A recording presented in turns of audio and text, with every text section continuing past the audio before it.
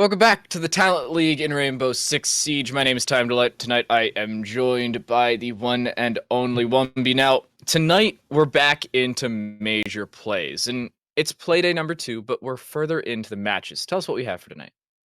Today, for this day specifically, we do have Team Wanted versus Blue Jays, and both of these teams had I want to say a funny week one, and then week two kind of was like more back to normal.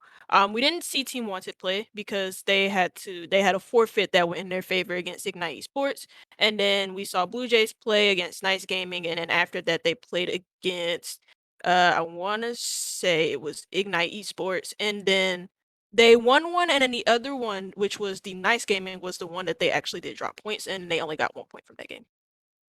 Yeah, they only got the 1 point from a loss on, or a loss in overtime, which is something that you hate to see. But in the end, it is going to be them a little bit further back in the standings, and I suppose it's a little unfortunate, but we're still early goings. There's still time to come back.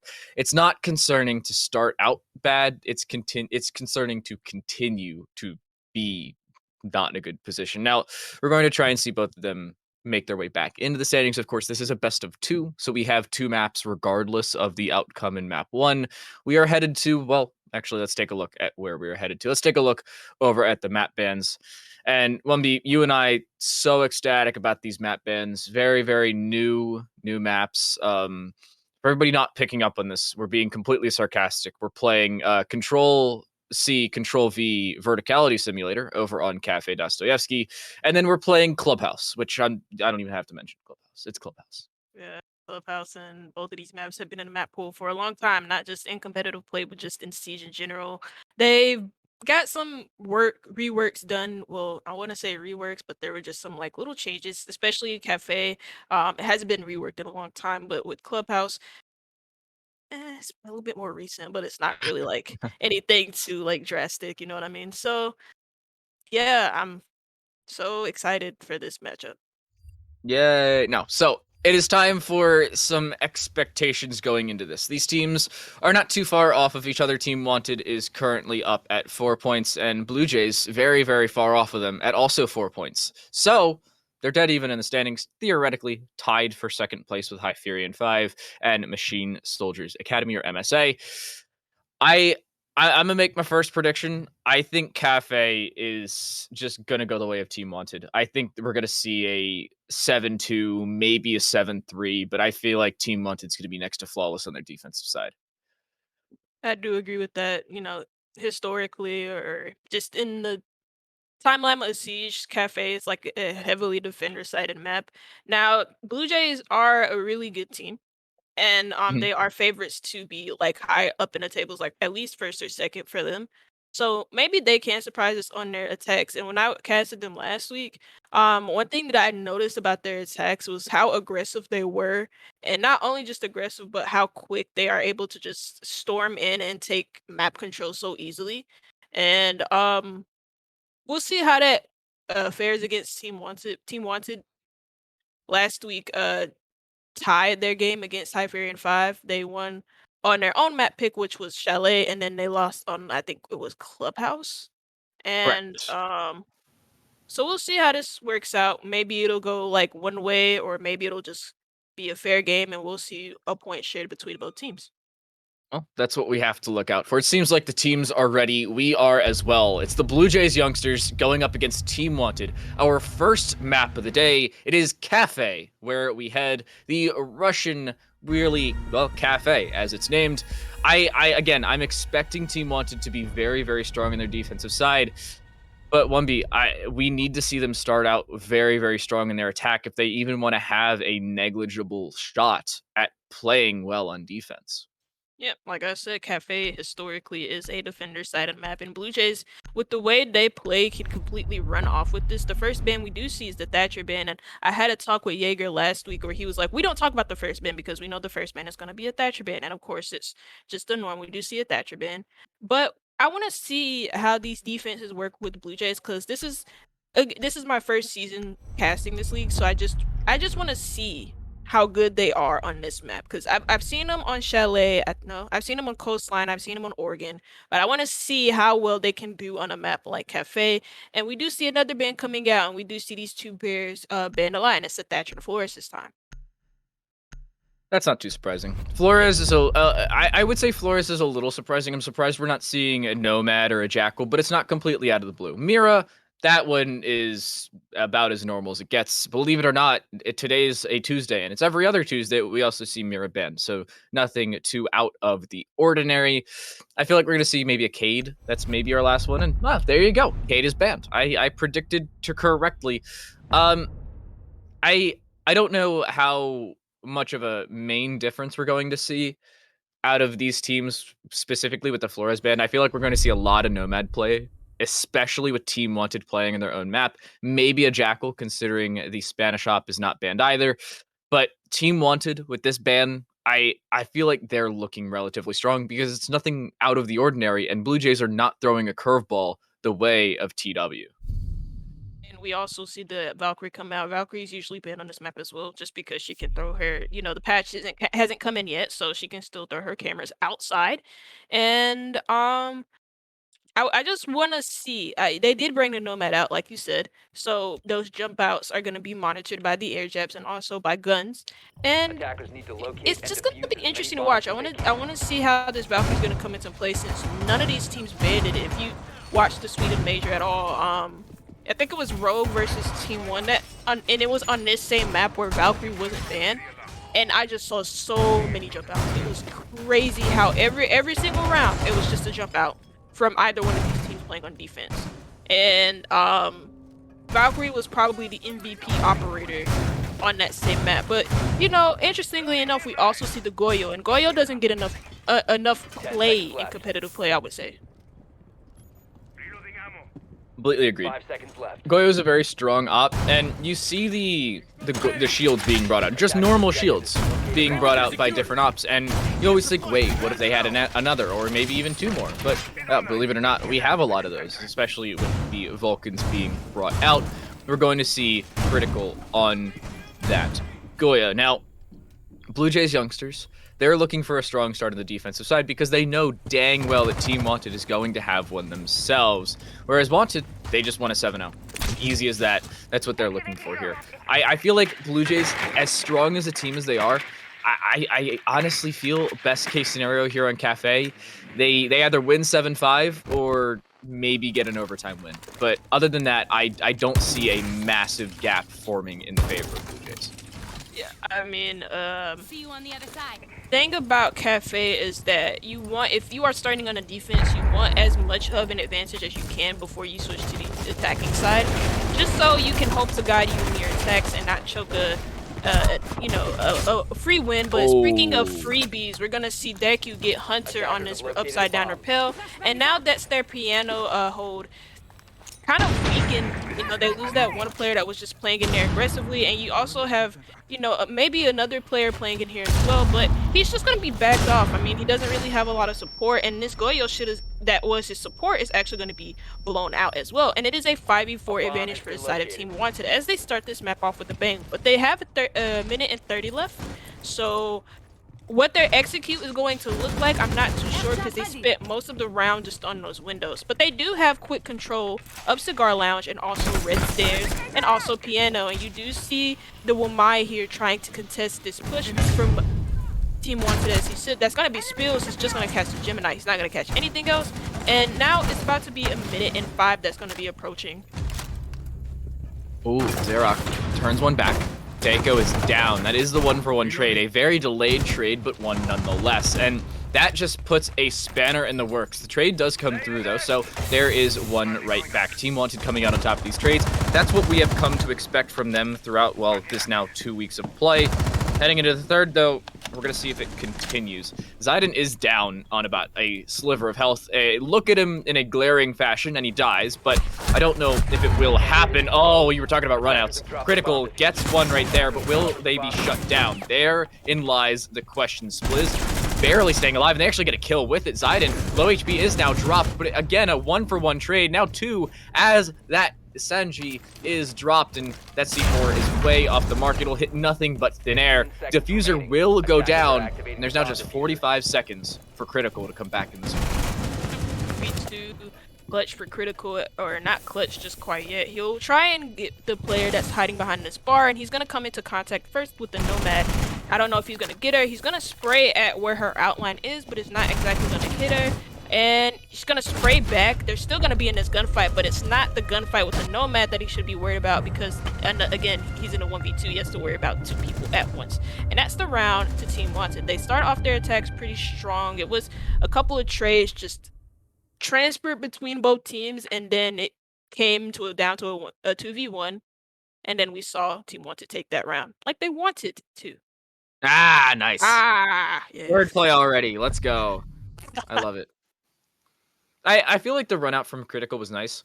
Like, yeah, it got a cool kill, but a single kill compared to the full rotate that had to come through with all the information being in the favor of Team Wanted, you could see there was like a flip, or a switch flipped on the Team Wanted side. As soon as the run out came through, they were like, all right, time to go into site. They got the 2-for-0 trade on the site and continue with their pressure. That is what gave them that round. The Goyo gambled a C4, it whiffed entirely. They gambled to push through, and they just could not hit the shots. In the end, they fall. Team Wanted pick up the opener, and back to the exact same site go the Blue Jays youngsters. Now, I feel like this may just be a me thing, but I want to get your opinion on this one, because teams usually, when they go back to a site, it is next to, like, it's 75-25, in my opinion, towards the attacking team when you go back to a site you just lost, because that team's already attacked it. Unless you completely switch something up, you're going to run into a very similar attack. Now, we are seeing a couple switch-ups. Critical will not put a Goyo on the left side of Bathroom this time around. It's on the right, but minute changes are not what you need to completely switch up rounds. Yeah, the only thing they really changed, or operator-wise, like you said, or unlike you said, they, instead of the Valkyrie, they brought the Echo this time, and I want to know why, because Team Wanted did plant at the last second of that round, so maybe the Goyo, I mean not the Goyo, but the Echo is just there to stop them. And then I want to know why the switch up on the wall, instead of it being on the left side, why is it on the right? Maybe it's to have more visibility on those west side windows that Hunter did get shot from at first. He was the first player down, and again, maybe it's just to counter those, or to put pressure onto those windows from those shields. And you do see some drone play coming in from Team Wanted as they try and drone out New Hatch and also Red. You see the Nomad and the Sledge go through as well. Same type of lineup as last time. Nothing really changed for Team Wanted. I mean, what? I don't think. How did the Goyo go down? What? I think. I don't know. Oh, through the window. Thank you. Trippin', clutch in the background. Appreciate it. I was very confused. Shoot. Anyway, moving on. Another wow, Goyo that one's goes down too. Well, ADSs and YGS are not working in the favor of Blue Jays as they get 2 of their shields just decimated by these attackers. And I want to say it was 2 nades coming in from Wanted. It seems it was 2 nades coming in from Deco, and now they've cleared most of this utility out. But KNS is just gonna get like shot from white stairs. He's not gonna be able to connect a single shot onto the player that pushed him, and he's gonna be left on at least, I want to say, 15-25 HP. Doesn't matter because it's gonna be 1 shot. Yeah, that's more like 5, maybe 10 if you're looking at it. Frozen looking to set themselves up towards Red. I don't know if they have a flank setup. They are the Nomad, so you'd have to assume there's an air jab on their flank. But we're still in the 5 versus 5. HP's relatively even. If you're looking at just KNS, it's glaringly in the favor of Blue Jays, but everybody on Blue Jays is relatively tagged other than Critical and Xerox, so, well, see that as you will. Critical, speaking of which, with the TCSG this time around, opting for the slugs and the 2x, and this may just go in their favor. As they say, just hit your shots, kid. It may just give you a kill, and with the angles they're holding, you can see exactly why. I don't know if they've seen that Echo drone that was put up earlier by Hunter, so that may just be giving over information. And Critical, if they set up a C4 or even just find ahead, that is a free 1 to 2 man advantage going the way a team wanted. But with 30 seconds left, the push looks to come in and Critical's already dropped. This is not looking good in the slightest for Blue Jays, doing the damage but not getting the kills. Will the Echo have a say in this round? No, not in the slightest. This looks like a clutch and a flawless, to say the least. Sanji gets 2, but that is all they will get. Team Wanted with another stylish finish, and they're up onto 2. Just a late round push that Team Wanted had to make. And the thing is that, you know, with Blue Jays having the operators that they didn't have in play, like the Echo, like the Smoke, it's a mystery as to how and why that push happened the way it did, and how it wasn't countered. But they are going to switch sites this time, and they're going to go to kitchen service. And we do see the Valkyrie coming into play as well as the Maestro. So that's a bit more of a bigger change. And we also see the Thunderbird this time. Thunderbird doesn't see a lot of play in competitive play. So I mean, I just want to know what their plan is with this. She does have the Nitro cell though, so I feel like Critical may be trying to play vertically here. They are going down to the bottom floor, but I don't know where else you would put that C4. Maybe trying towards a yeet over top, maybe towards the main bar over towards that side. But other than that, I don't know why you'd bring this Thunderbird unless you're just a very big fan of the spear and a C4. I was playing ranked yesterday, and I may or may not have found like my favorite weapon in the game. I'm like kind of cracked with the spear on both sides, Finka and Thunderbird. I got some clips for days for those, so I'm very happy. But Team Wanted have been shutting down Blue Jays in basically every fashion of this game. Yeah, Blue Jays have 5 kills between the 2 rounds of play, but it doesn't even seem like that much. Yeah, they're setting up verticality and setting up information back with Xerac on this Valkyrie, but how much will it give you if you can't get kills? I mean, again, like I said, that last round was a last-second push from Team Wanted, and it's a mystery how they were able to get that off because, again, you have the Smoke in play, and you also have the Echo in play. It's weird to see Blue Jays play like this because everybody knows that Blue Jays are a better team than what they're showing us right now. Team Wanted may just be even better, but I mean, as it stands, they kind of are. It's only 2 rounds though, but they are on their attacking side. And you do see a top-down take coming in from the side of Team Wanted. You do see the Sledge and the Ayana looking to team up on this Cigar Lounge and Piano take, and also Cocktail take as well. Wait, so you're telling me that an attacking team on Cafe is starting from the roof? Yes. What? Oh my, I don't think I've ever seen this one before. Shocker and a half. Critical wasting a C4. I don't know about that one. Questionable to say the least.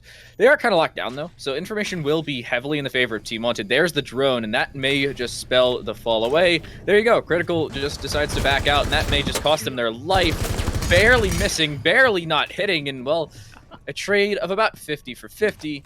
Everybody walks away with their life well endowed. Slash taking a bit of damage as well as Critical. Critical didn't take damage from the Slash though. He took damage elsewhere, and I guess that's why he used this Nitro Cell. He wanted to have an escape, and you know that he did. He escaped with his life, and it looks like he's in Christmas now. It doesn't look like he's anywhere near site. He's not gonna rotate off site fully yet because he doesn't want to give complete map control to the team. Sorry, not Christmas, but coat check. And he's going to be watching for these attackers rotate through this red hallway. And you also have a player in Bakery, and you see them also opening up these sledges above, you know, just completely raking up this board, doing a little bit of architectural work. Does the Sledge, as he's known for in Siege, and they have 55 seconds left, and they haven't gotten. It's a 5v5. It's not a single hit coming out from either team. Never mind. Hunter's gonna shut me up because he's gonna get the first kill onto the Sophia, and that's KNS down and out. Now Yayo trades that back onto Sanji. 4v4 even med count.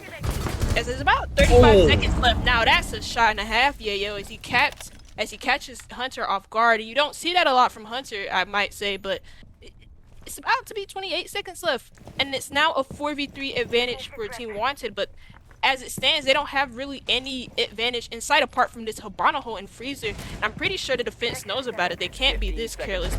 Valkyrie's just gonna get aggressive. He's gonna get a nice headshot. Then nope, sorry, I lied. Not a second, but it's 2 kills coming out from Blue Jays. As you see the flank coming in from critical, you're gonna see the plant go down from the Ayana. You don't see that a lot lately. Is he gonna get the plant? He's gonna get the planter, and there's no way that the attacker is gonna be able to cover him. And that is a round finally for Blue Jays, but a little bit too close for comfort for them. What is Zayden doing? What is Zayden doing? I don't understand. He's vibing. Hanging out in a corner, I don't know, trying to have a committee meeting on how this diffuser's not going to go down.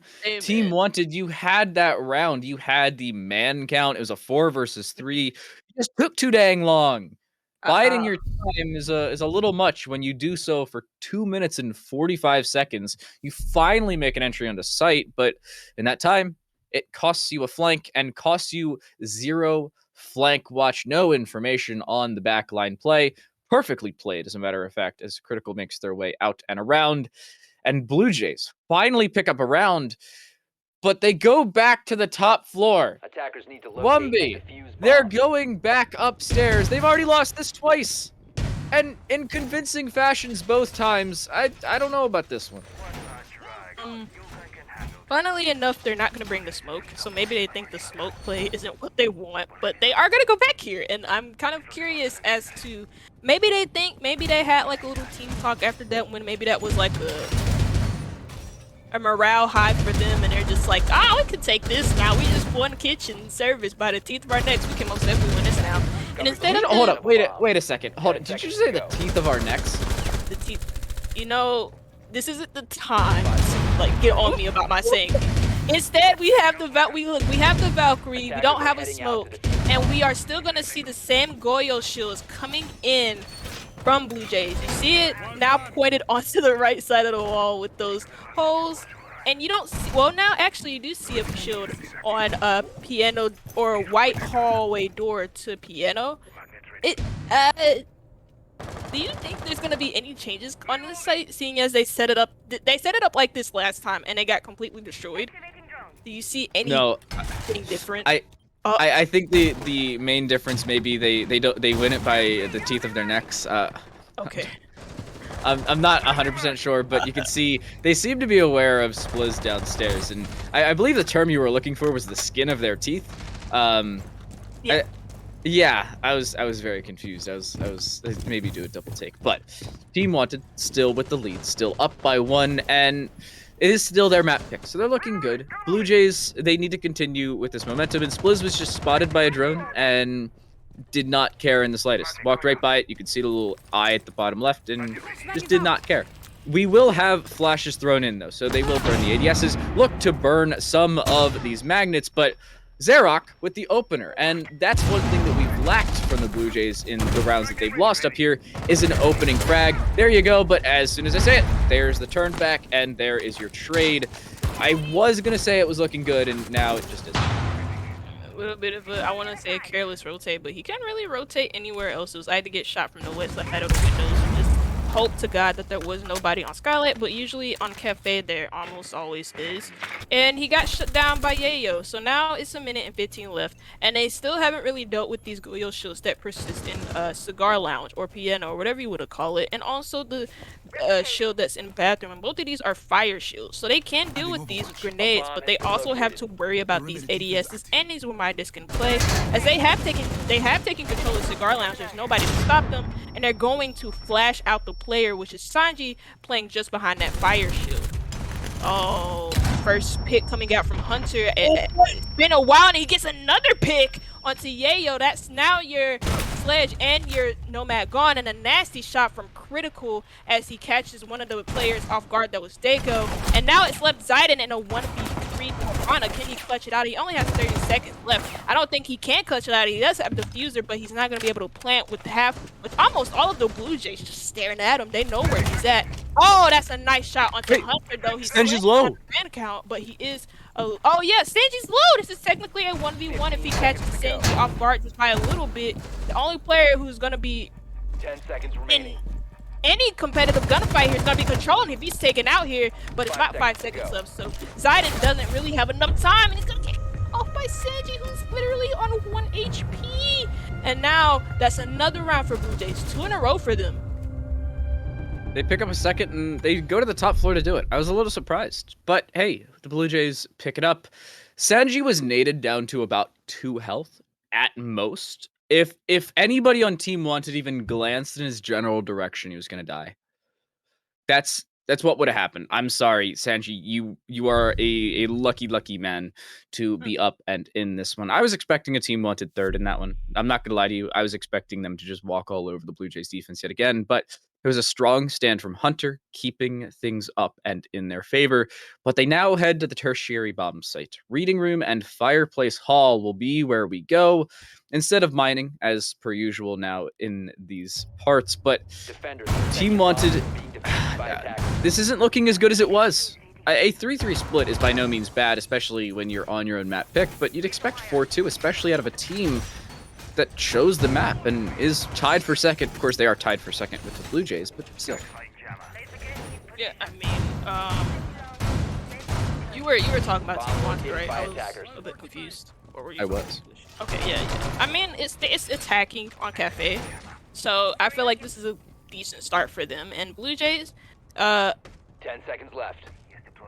I would be a little bit. I mean, if Team WanteD end up taking 5 this half seconds left 4-2, before insertion. I'd be a little bit more disappointed in Blue Jays for kind of giving up like some free wins, because you know, fact of the matter is that Cafe is a free win. I talk about free wins, but I don't talk about the freebies much. As Squills gets the first kill into Frozen, and that seemed like that was a spawn peek coming out from the garage. Nope, sorry, white stairs doorway, and that's an early advantage for Blue Jays as they get the first pick here onto the Nomad, funnily enough. So there's going to be runouts for days from the defenders, but they don't have any Valkyrie cams to really run out for, you know, that info that's sorely needed for those runouts. And there's a player playing on red, and he's going to get pinged, and that's critical, actually. He's just going to be playing by himself. He's going to be looking to waste a little bit of time. And WanteD look a little bit not well. They don't even look startled. They look to just move on. I mean, what can you do? Main goal is to, well, hit your shots. As easy as that sounds, it's one of those things that's a little easier said than done, especially when you're playing up against Team WanteD. Now, this is a very, very top floor sided hold, I'd have to say, compared to what you usually see on reading. Yeah, you have one player play upstairs, but it's not a usual thing. But hey, apparently it works perfectly fine, as the Blue Jays are now in a 5 versus 2, 2 kills later, and they're now looking strong. Critical throwing out a C4, just a gambling throw, but Team WanteD, the goal of a first-person shooter is to shoot your opponents. You've failed to do so thus far. Yep. So 5v2 advantage for Blue Jays.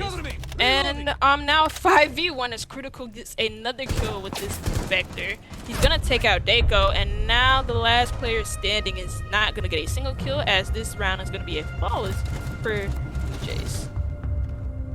Well, they went to reading, right? They went to reading dining this time, and that was a little bit more of a convincing hold than I would say like kitchen or even third floor. And reading dining is usually not like it's a hard site to hold, especially if the attackers get fast control of cigar, then cocktail, then like mining or whatever. But Blue Jays made it work that round. I'm surprised. Again, I'm surprised. They're showing up when I think they're basically out of it. Now, that time, once they got the opener, I was concerned for Team WanteD from the start. It didn't particularly help that Team WanteD forgot that you're supposed to horizontally clear the top floor before you try and vertically clear from there.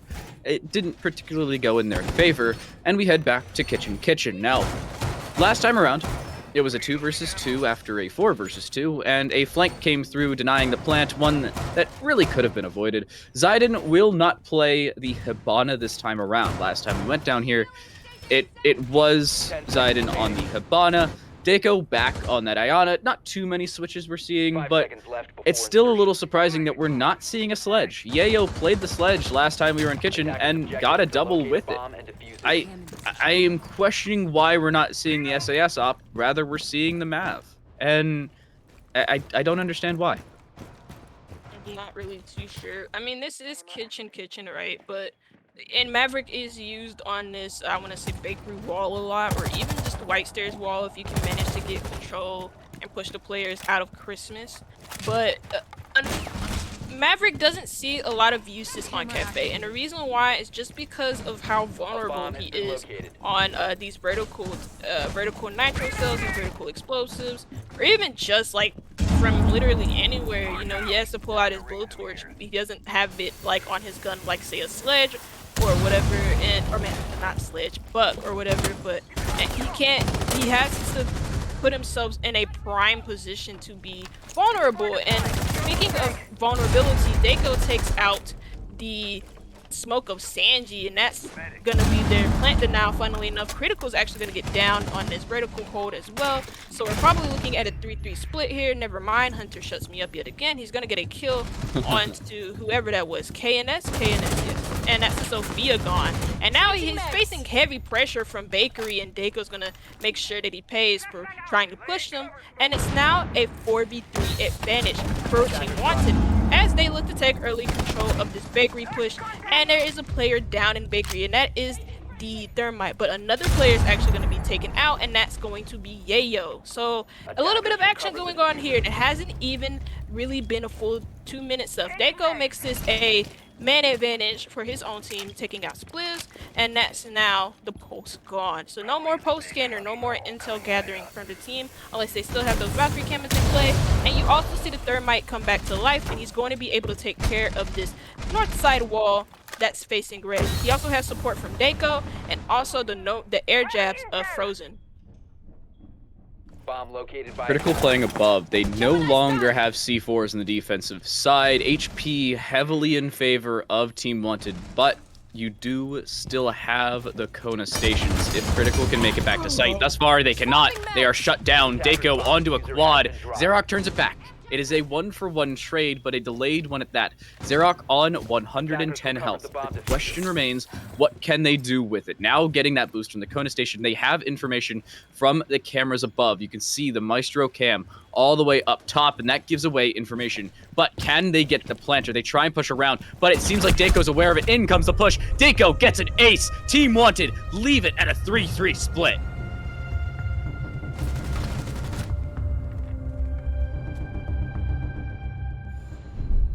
Sorry, I got a little bit stuck that round because I thought he was going to get the planter. He rotated to red stairs hallway, and then Dako, at the nick of time, caught him on that swing and got the ace. A little bit, I wanna talk a little bit about, like, again, we were talking about the Maverick pick. Maverick wasn't used at all that round, so I'm curious to know if they mainly brought him for the nades, but then again, Sledge has nades, and he's a little bit better on a Cafe than the Maverick is. But maybe they did Maverick a little bit. I don't really know what the Maverick was bought out for, but Blue Jays weren't able to hold on to that, and it was just a flurry of kills. I couldn't really keep track of who got who at what time and where. It was just a lot of action going on, and Blue Jays, there's not a lot you can analyze about that round. It just kind of like all died, and it came down to the 1v2. And now we have the split here, and it's a 3-3. It's 3-3. So Team Wanted have a good enough advantage on their defensive halves, as this is a defender-sided map. And what I didn't see from Blue Jays on this site that we're on right now, which is Cocktail Bar, is the Aruni in play. We didn't see that, and also the castle coming into play. You know, they're opting out for the smoke for this Aruni, the Aruni gates, and also the castle barricades as well. They also bring the Mark 14. That's a little bit new. It's not out of the question, and KNS is now out of the round, by the way. Where was that spawn peak? I have to assume it was like out of those west windows trying something towards Christmas. We'll find out at a separate time. Yeah, I think it was on one of those windows. We'll find out at some other point when we question why the heck KNS tried it. 1 in 6 so far, and this one died in every round other than, I believe it was round number 2, if I recall correctly. But This cannot happen. To say the least, it cannot happen. If you are Team Wanted, you're looking to have a strong defensive side, and losing an opening pick is going to do anything but help you. Yeah, it was the Jaeger. Yeah, there's no long-lasting utility, but it still should not happen, especially when KNS is looking to frag. KNS and Zofia and this Jaeger hasn't had the best of games so far, but he has a couple of rounds to go where he can possibly go even, maybe. But we do see, you know, the man count coming in early. It wasn't even 10 seconds. I want to say that it wasn't even 10 seconds, and the KNS died. But not Blue Jays, but Team Wanted can hold on to this site for a lot longer. They do have this castle in play, and you do see the utility wastage coming out from Blue Jays as they try and deal with this stuff. Now, 2 kills come out. One comes out for Blue Jays, and then the other comes out for Team Wanted. But it's Team Wanted that's something weaker of this fight as he goes out for a run out on white stairs. Nobody was expecting it, and it's just a flurry of kills. 2 kills coming out from Zayden, and now it's subcritical in the 1v3 situation. Can he make this work? There's a player on white and he knows about it, but he's gonna pull off and he's gonna just throw flashes their way. He doesn't have any utility to do with this castle barricade that persists on that piano door facing Cigar, and now he has the fuser. But he only has a minute left. I want to say only, but it's enough time to work with. But he can't really do everything by himself. He's only just a nomad, and he only has flash grenades. He can use it to burn out this renegade, which he will do.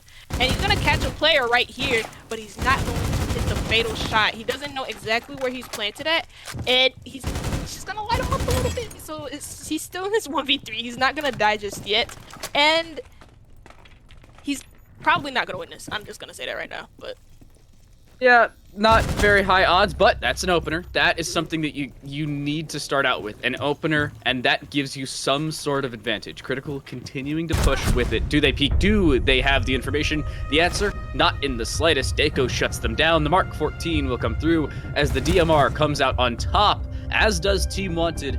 They take the lead back from when they had it all the way in round number 4, going into round number 4 at least.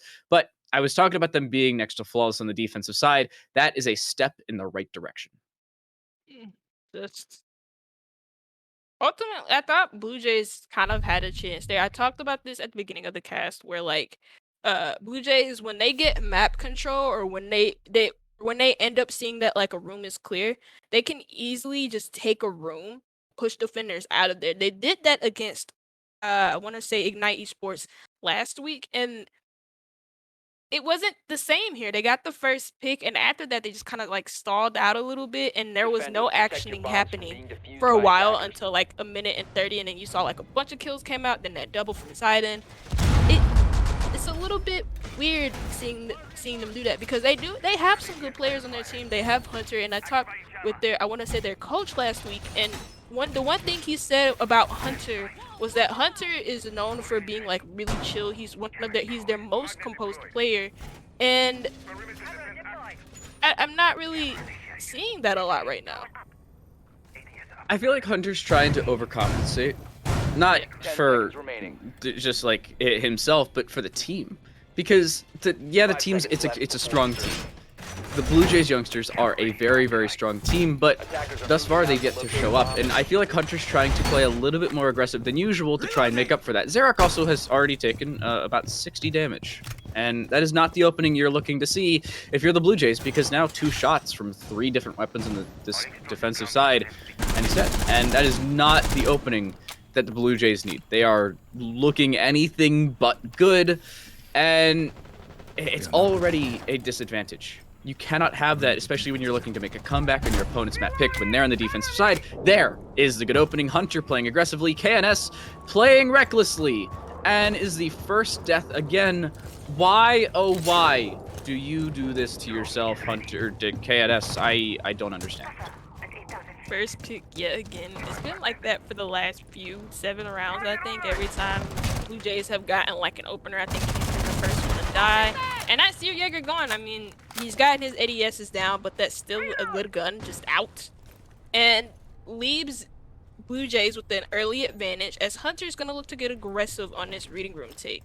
It looks like they got control of top 4, and they're going to do, again, like a top 4, top down take, the usual that happens on this map, because I mean, what else are you gonna do? Just take sight? You can't do that because they're just gonna be everywhere. Anyways, see the nomad play here. He's gonna put an air jab onto red stairs. Funnily enough, he's gonna put it like right in the corner, and he does have this sledge in play that's going to be able to do a little bit of architectural work. He's gonna break open these floors, but he's not gonna break open these floors no longer because Froze is just gonna catch him out with the nitro cell. Why do you do this, Froze? Why do you interrupt me when I'm talking? Please stop doing that. And now even man count, there's not a lot to really say because Blue Jays aren't like, they got the first pick, and this happened last round. They got the first pick, and then after that they just kind of like stalled out, and they're not doing anything anymore. They're just stalling out on time. They're not being aggressive enough, and then when they do have this control, they're not taking advantage of it. You see these players playing off of these holes, and then there's nothing else that they're doing, and it's a little bit weird to watch because this is not the same Blue Jays that played last week against Ignite Esports. I'm curious. I don't know why they are doing that to themselves, but they will get one. That is something that they missed out on, is after the stall, they failed to really pick up any picks. This is one where they've started out their comeback into the round at least strong. Critical flashes themselves, and that's not what you want to see. You should be able to quite literally see when you try to push into a site. Yayo looking across, there's information, and that is not good to say the least for Blue Jays, who are looking to push in. They're looking to establish some sort of push, and information's there. Yayo peeking around. Good night, Critical. They get dropped, but it's a 1-for-1 trade. Hunter turns it right back. It is now 2-for-1. Hunter pushes in, overzealous with the peek. Frozen, now in this 1 versus 2, can just deny the plant, and they give themselves the round. Can they look across? Can they find the planter? The answer, not the slightest. No, they do not see Sanji, but Sanji sees them. Blue Jays pick up the round. Can't see the planter behind that big metal thing that's like in his way, and I know he's gonna be mad about that. That's a tilter. I would be mad too, man. And it's a round for Blue Jays now, even round count coming in for both teams, and they're gonna go back to that same site that they lost, and I don't really have a lot to say about it. I think that's a good site for them to go. They weren't like, it's not like they completely got wrecked on that site. It was just towards, again, the last late 20-30 seconds of the round, and they can hold it this time if they just fix their mistakes. And they're gonna bring the Aruni out this time. I think they brought her. Yeah, they brought her out last time, I'm pretty sure. And I want to say I don't notice any changes with this lineup at all. You do see KNS again on this Jaeger, and then you also see the Goyo and the Mute, and also the Wumai. There's no changes coming out from Blue Jays as well. They're going to persist with that same lineup, and hopefully the Sledge isn't going to be as much of a disadvantage as he was last time. I mean, that's the goal. That's usually the goal. You usually don't want to have somebody as a disadvantage when it is your pick. But Xerac is going to try and play vertically again. Now, Team WanteD are doing what the Blue Jays did just on the bottom floor this time around, where they lose a site and then decide to pick right back into it. I'm questioning the decision here. However, you do you. KNS also just looked at a drone. This seems to be a recurring effect of a Jaeger looking straight at a drone and then not doing anything about it. I don't know why, but hey, you do you. I mean, maybe the drone was on, I think. So, right? The drone was on. Yeah. The drone, okay, so never mind, he had no excuse for not shooting it. Because usually if you do shoot a drone while it's not on and the attackers figure out that drone is gone, they're gonna know exactly where you're pushing from, or they're gonna know exactly where you're at. But he just lets it happen, and it's going to be, again, a top-down take. You never see this change up. They're not going to sit here and just take second floor and then go on to site, or even just take white and go on to site, because you have a lot of roam game that can come from the defenders on a map like Cafe, and if you just let them roam and you don't care about them, they're going to flank you and they're going to do it hard. But WanteD aren't doing that. You're gonna see most of them playing around the site or even just inside. You see one player in coat check, so KNS is not gonna be able to die the first few minutes of the round because he looks like he's playing a bit more passively. He's not going to die in the first 10-30 seconds like he has done for the first part of this matchup. And Dako's just gonna be playing here in Christmas, and he has these ADSs, these 2 ADSs in support of him, so it's gonna be hard to nade him out of his spy or even just nade his shields out. And he also has KNS as a support on these red stairs as well, coat check lobby, whatever you want to call it. And Blue Jays are just breaking floors and breaking walls, but they're not really breaking down the defense at all as of right now. I don't think they've gotten hatches. They didn't get anyone, and they're gonna get got because Zidon's gonna get a kill onto Spliss, and that's your Ayana gone. So Intel is gone in the shape of those Ayana clones, and there goes a Nitro Cell coming out from the mute, but he's almost gonna get caught out. Oh, Lord have mercy! What is this gunfight? It leaves one of them in a disadvantage, mainly Xerac, and Sanji actually grabbing a trade onto Zidon. So that's the player that got the Ayana. And now that Shiro might in and out. So he's not going to be able to use those with my disc anymore if he's had some recharge. And now it's 40 seconds left in the round for Blue Jays. Final 40, but it is crunch time. The 30-second meta is still well and truly in the meta, but it's one that has to be converted very swiftly. Deco, yet to be cleared, yet to be pressured, still having ADSs right around their position and able to protect them at any sense of a nade. I don't think they're going to be pressured too much in this one, as the freezer push does not look to come through critical. If they're not aware of the Christmas push, it may just cost them their lives, but it's the final 10 seconds. They're just making their way onto site, and they haven't even made an entry. We're down to the final 5. They don't even have the diffuser on the point, looking for something, anything whatsoever. Critical has the old 1-2, how do you do? And WanteD take the round. Blue Jays, what was that? I can tell you that was just very slow attacking. And you said it was crunch time, but they didn't act like it was crunch time. They act like they still had about 2 minutes left. They took their time in those 40 seconds, and unfortunately for them, it didn't work out. Why? Because it's Cafe, it's a defender-sided map, and the defenders are still alive. You don't have much time to work with, and Blue Jays play it like that. Now they're gonna have to attack third floor, and WanteD are just one round away from going into match point. I don't think Blue Jays have had the lead at all in this matchup. It's just been Team WanteD. I think they had it for one round. They got the lead going into round 6 because it was 3-2 when Team WanteD tied it up, but that's it. That is the only time they had the lead, and I feel like that is the only time they will have the lead. Team WanteD, they go to the top floor after winning out the basement. They are looking like they are in a strong position. The first floor, because Cafe doesn't technically have a basement. The Russian monument, I suppose, does not particularly have that bottom floor we're so used to here in America. But this is a European league, so I should catch up on my, I don't even know the word. You talk. I forgot to speak English. Oh, it's okay. I forget how to speak English. Did you hear my script up saying the team of kids? Anyways. Yes.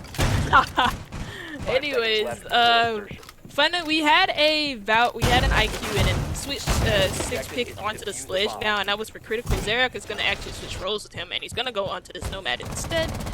And no first few picks. You see a window open in Fireplace though, and Critical is gonna be the first one to be lit up by somewhere, something. Oh, right there from Yayo. That's a cheeky angle. And Yayo's actually gonna get some damage traded onto him. And they don't have the Thunderbird right now in this round to help regain some of the health or even the dock. So he's just gonna stay at that health for the remainder of this round until he's down. Like I said, he's down, and he's gonna get down by a Goyo shield, his own teammate's shield, and that's Hunter grabbing the first kill of this round. Deco is getting some shots landed onto him, and that's a Nitro Cell wasted from Zidon on this Goyo. Wasted Nitro and now a wasted Yayo. Not a good combination, especially when the Wamai is extremely effective over time as the magnets retain themselves as time progresses. So you will not have them throughout the fruition of this round. Goyo Shield already dealt with. As you can see, Yayo is dead on that side, and that's a little bit of wasted utility as the magnet was not put down at the perfect time. Blue Jays are looking strong in the top floor, and this is a breath of fresh air, one that we've been missing from their attacks, but something I'm glad to see nonetheless. I mean, they got the first pick. I just hope they don't slow down like they're doing right now. We see the jump coming in from Hunter as he finally deals with the ADS. That persisted on that wall. He's gonna catch a player off guard, kind of, but he's not gonna be able to confirm that kill. And that's Zidon being lit up. Oh, this swing coming in from Deco. He's gonna be spraying and praying with this MK14, but doing so accurately. And he's gonna be having a lot of trouble with these players of Blue Jays. 3 players are pressing him. There's one on that south side window, and there's also a player on the west side. Oh. And now now Critical is actually on 25 health as he did get lit up by Dako. What? 25 health. 15, 10, one hit. He's low. He's That's low, as much as I'll give you. I don't know about 25. No, Bruh, I don't know. They don't give numbers, you know. So oh god, that's a number. out. 0. That's a 0. That's what that is. But it's turned right back. So Critical does go 1 for 1, and well, Critical is dead anyway. So we're done with numbers, and so is Xerox. As there is your trade. A 3 versus 3, but HP now well in the favor of the Blue Jays. C4 may cost them, though. That will go in. It'll hit nothing in the slightest. Hunter trying to bring in a flank. Are they aware of it? Down goes Agoyo, and down goes Frozen with it. It's down to Dako. 40 HP, and they're going to walk straight into the F2. They're going to go down. Hunter with 4 on the board. Blue Jays with a strong 10th round. We're tied up at 5. Hunter showing that composure his coach talked about, and that's the Hunter that Blue Jays fans would like to see, but this isn't the scoreline that WanteD fans want to see, as it's now an even round count. They were supposed to take, well, not supposed to because we don't have a script, but they should have taken that round to 6-4 and maybe have taken the whole map into their favor, confirmed a point, or even just push for the 3 points onto WanteD map pick, but they're going to go back to third floor, and instead of the Valkyrie, they're going to go for the Frost. So those Pog mats are going to be in play, and you can place the Frost mats literally anywhere you want to. There's no limit, unless it says you can't place it here. But some sneaky Frost mats that can be played on Cafe, just like they can be played on any other map, and they switch it out for the Valkyrie instead, which is interesting because you don't see that. If a Valkyrie's in play, you see the defenders usually play Valkyrie just because of the amount of intel that she can provide and how good her kit is, along with those black eye cameras. I'm a little confused as to what the heck Team WanteD is trying to do here. They're going back to the top floor, of course, because the best, or the next best option, I suppose, is maybe reading Fireplace, which is not usually where teams want to go if the top floor is available. But last time around, they kind of got shut down, to say the least. Not very good in any sense if you're looking at their setup. And we're seeing a Frost. Trap Ops are my favorite new introduction to replayed sites because it's something different and maybe something that the Blue Jays aren't expecting. They were allowed to just push in willy-nilly, available to do whatever the heck they wanted. The Frost mats disallow that, and I love it. Yeah, that's true. They do have to drone that out and be wary of what windows they jump into, and it's gonna slow down their attacks. How, you know, with how slow the Blue Jays attacks have been, even when they do get the first pick, that's going to slow down their attacks even more. So that's the potential that these Frost mats are going to put into play. Dako's going to get aggressive on these windows. He's going to have some contest from a player that's going to be repelling up west. And I wonder if he's just going to hear the repel and then jump out based on sound. Because I don't think there's anybody from Blue Jays that's going to be able to trade out this player if he's able to just jump out like that. But the nomads are there, so maybe it's going to counter that. KNS is going to be the first one down, and that's going to be Hunter grabbing the first kill as he opted for the jump out, and he's not going to get anything for it. Hunter's going to get lit up elsewhere. 5v4 main advantage for Blue Jays coming into a minute and 45. Final 100 seconds or so, and Blue Jays are making entry into the building, but KNS the first one to fall again. That's not what you're looking for. Dako, they get the run out, they get the kill. They may just be able to get back in towards this site as well. I don't know if he's going to stay alive, though. Critical, prepping a nade. No, they can't do that. You cannot repel and hold a nade at the same time. That is free, to say the least. Dako doing what the Blue Jays could not. A successful run out and a way back on towards point. Blizz looking to push in, though, and it's now a 1-for-1 trade as both players are down. Yayo is still alive, though, as they are down inside of the freezer. And, oh, this is looking so good for the Blue Jays. They're going to push in and basically unrestricted take site control. But trades go back and forth. Critical in a 1-versus-1 with Dako. Clutch situation. Nade expended, maybe just for audio cues. But they have to continue their push. Dako repositions back in towards the bathroom, looking over towards Critical, and with 40 seconds left, it doesn't seem like anybody knows where the other is. Dako will go down, though. The Blue Jays onto map point first, shutting down this defensive Team WanteD. What was that rotation? I don't. Maybe he didn't hear him rotating into Freezer, but that was just a little bit off from the Malusi, and it costed him steam that round. It costed his team that round, and now Blue Jays are on match point. Which coming into this matchup, or I'm so sorry, as the round progressed or as the map progressed, I didn't think I would be saying Blue Jays would be on match point, but they are. So maybe we're looking into overtime.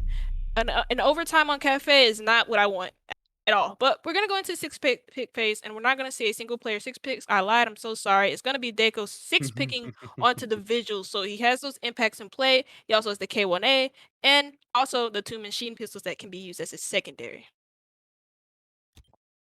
I usually see the SMG-12 Attackers nowadays. need to I used to see locate the and CZ when they defuse bombs. massively nerfed the SMG-12, but I actually used to play the CZ, so in all fairness, that's kind of what I decided to do. But Attackers have Team located WanteD the bomb. back onto Kitchen, looking for something different. They won it last time, but previously they lost it, of course, and you can't have that happen. They're on towards map point. Blue Jays looking to take their opponent's map pick, and we need to see another strong performance from Deco, but honestly, we just need to see KNS do something else. I'm not gonna lie to you. I'm tired of 10 seeing the seconds Jaeger. to go. I don't want to see it anymore. Of course, I don't have an option unless we go to overtime, but KNS has 2 kills through 11 rounds of play. 5 of them have been played Attackers are on heading defense, out to all of defuse which the bomb. being on the Jaeger, and they've hit nothing but thin air and seemingly all of their shots. Ziden, looking for a little bit of an overzealous peek, only does a little bit of damage and then makes their way back in towards the building with their life well endowed. It's gonna light up Zerg, and it's gonna be the Nomad just a little bit, well, not light up, but you know, just a little bit love tap. There's a little bit of a love kiss, and he's not gonna really face a lot of damages. You see Spliz here going to push up White, and instead of them doing a top-down take, they take care of Christmas. They're taking care of this first floor take, and there's not going to be a single player protesting on the side of Team WanteD apart from KNS, but he's going to be lit up for, I think, 15-25 HP. He's going to be one shot. And Blue Jays doing the thing that I talked about where they take complete control so quickly and so aggressively and so fast. And they're doing it here. Oh my god, what a shot from KNS. He takes out Hunter, and that's now that F's gone and those shock drones gone. Critical's gonna prep a nade here, but he's gonna catch a player off guard. He's gonna catch Yayo into his Pokeball. And 2 kills come out from Blue Jays as they look to take Team WanteD's own map from their own hands. This is a fast take from Blue Jays as they grab not only Christmas and White Stairs, but also coat check and lobby. So they're primed for a kitchen push here. They can go for this the east side kitchen site or whatever it's called, I can't remember. And they're gonna slow down a little bit. They're gonna get these walls. It's gonna be a couple of kills coming out, 2 kills coming out from Critical on the round, and then 2 kills coming out from Team WanteD. Now an even man count. Oh, Sanji pulls out the pistols, gonna miss a couple of shots, and it's just going to be a lot of action going on as these 2 teams are trying to battle it out. They're going to be trying to wrestle and tussle, but not a single player is going to come out on top because it's a 2v2, even man count with a minute to go. They need to push. Blue Jays were not capitalizing off of their early man advantage. Sanji looking around towards Freezer, but seeing obviously nothing as nobody sits there. Trying to get some sort of room in their favor. Spliz peeking across, and they're not holding this cross. Spliz peek around, it'll give you a free kill. They get just that. It's down to Ziden. 1 versus 2. They'll get nothing at all. Sanji picks it up, a double to close it out. And map 1 goes the way of the Blue Jays. One I did not think would happen. Blue Jays getting the the first lead that they had throughout this map, and they make it count. Not the first lead, but like I think it was the second lead that they had throughout this map. And unfortunately for Team WanteD, it was the lead that won them the game. I mean, not the game because we still have another map to go, but it won them the whole map, and it won them Team WanteD's map. And they're gonna be tilted by that. Well, game, map, who the heck cares? Seemingly, Blue Jays do. They get full points off of that one. I was talking about it would be either a 7-5 win in the favor of Blue Jays or something in overtime. There it was. Surprisingly not flawless, to say the least, from Team WanteD. A massive struggle in the second half of play. Their defense not looking up to par as we thought it would be. Well above, if I do say so myself. But map 1 goes the way of the Blue Jays. When we come back, it is Clubhouse on the board. Do not go anywhere. We'll be right back.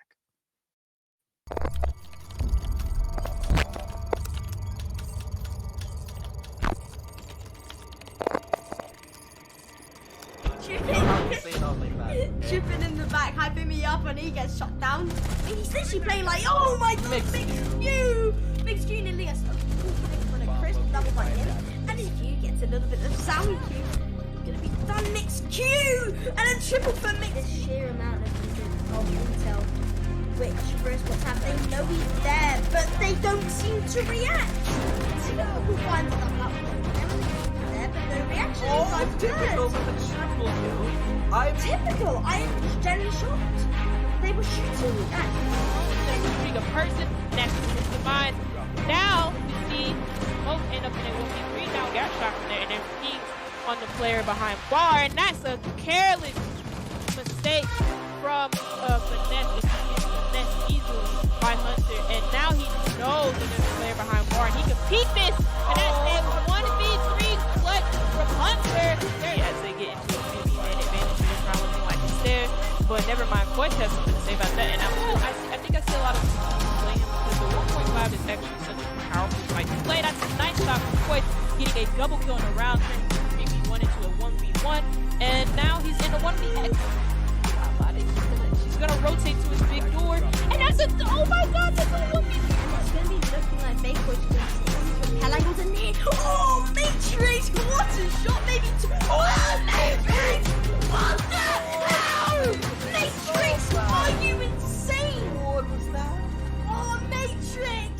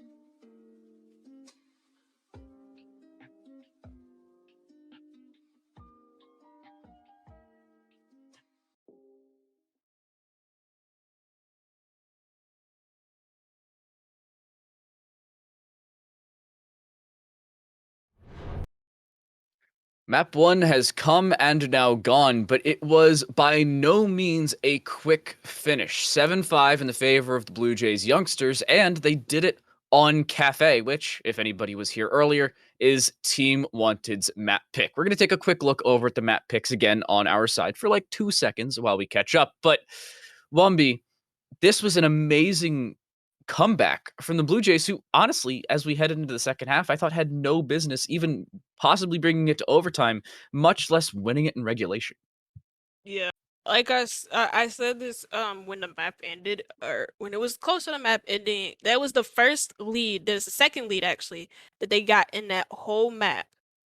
And they somehow still won it. And it's gonna be Team WanteD that's gonna be like a little bit triggered from that, because I'm not gonna lie, I would be too. They were on the defense.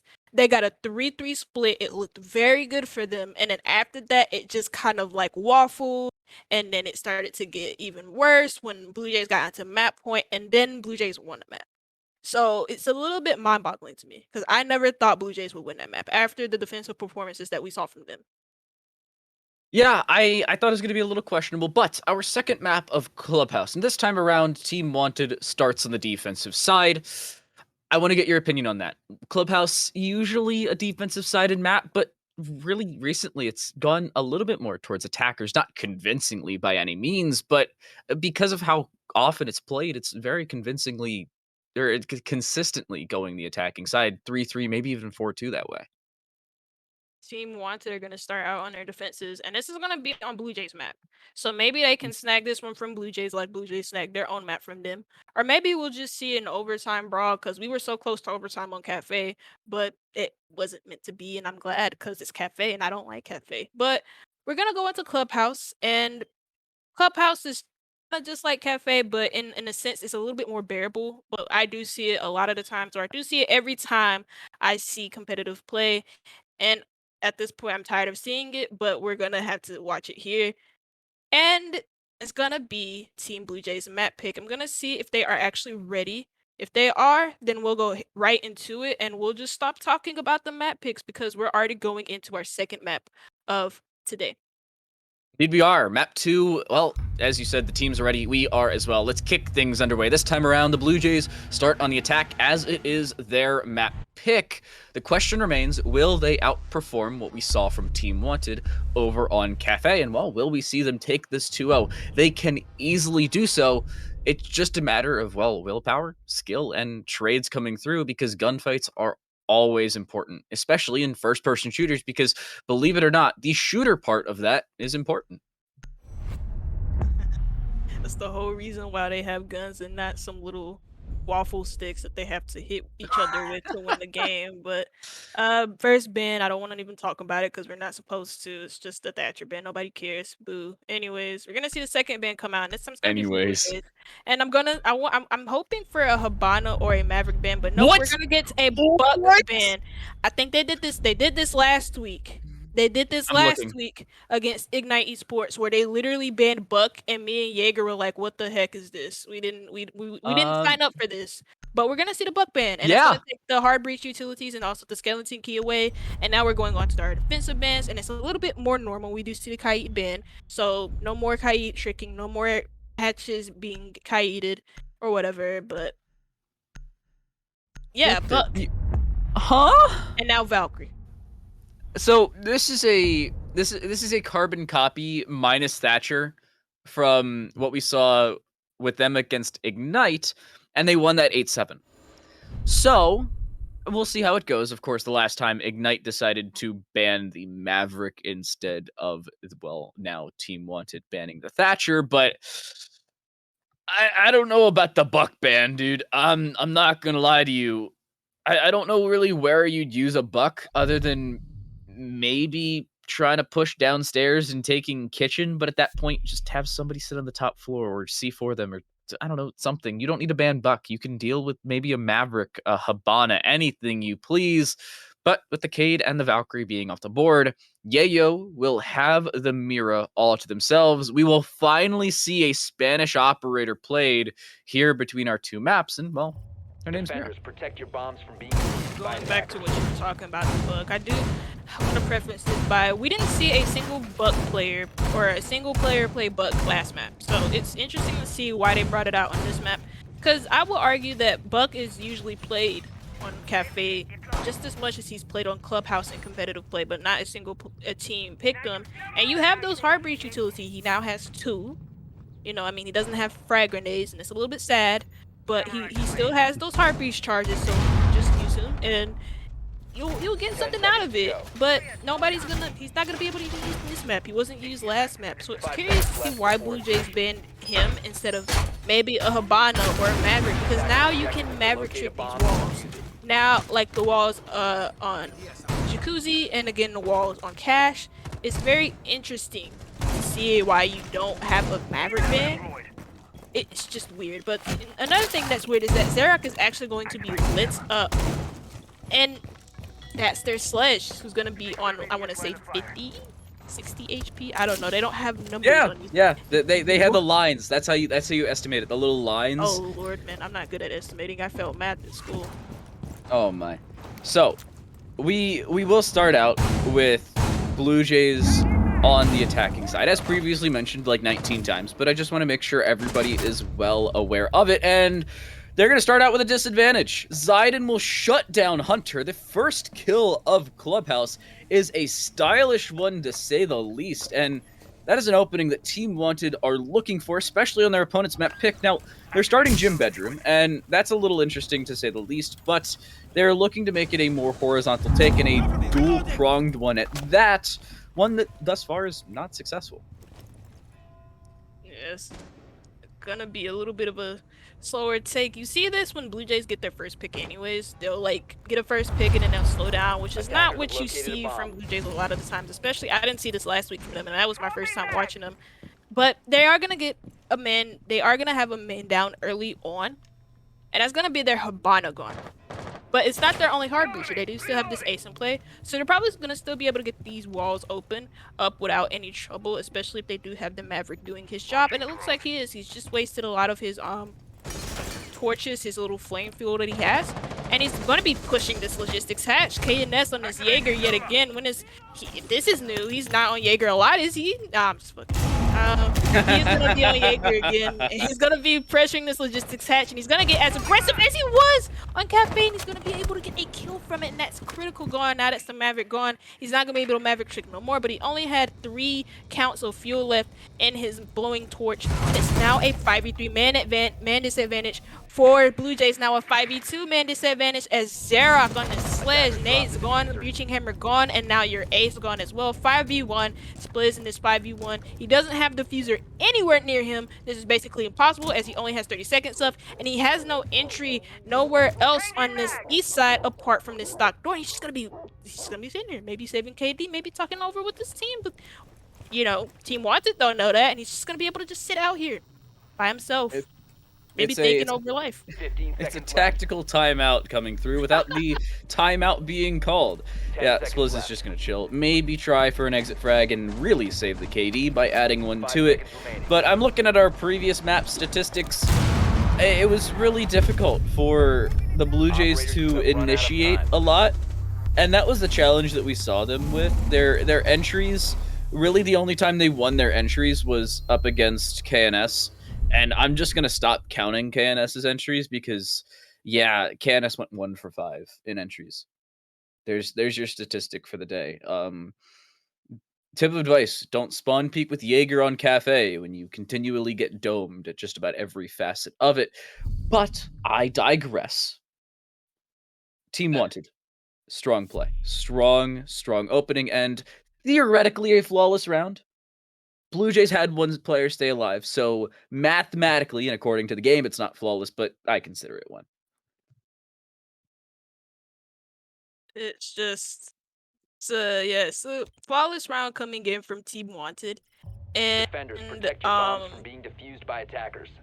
Team WanteD. I thought I said BLUEJAYS for a second, but this time Team WanteD are gonna go down the basement, and they're gonna have this Aruni in place, so it's just gonna waste the Rooney's just gonna be able to, you know, punch holes into the walls, but also her abilities to use those are Rooney gates. And it's gonna waste a bit of time or utility from the attackers, depending on where her Rooney gates are, whether they be on the bottom of main stairs or that main door, or even just on hatches to, you know, maybe waste flash grenades or even just waste the attacker's time because they'll get hatched and they'll 10 see, seconds oh, left. look, there's an Rooney gate here. Pepe hands. And they also have the smoke 5 in seconds play as left well before as the insertion. Maestro. And I would say Maestro doesn't get a lot of play in competitive a lot of play in competitive play.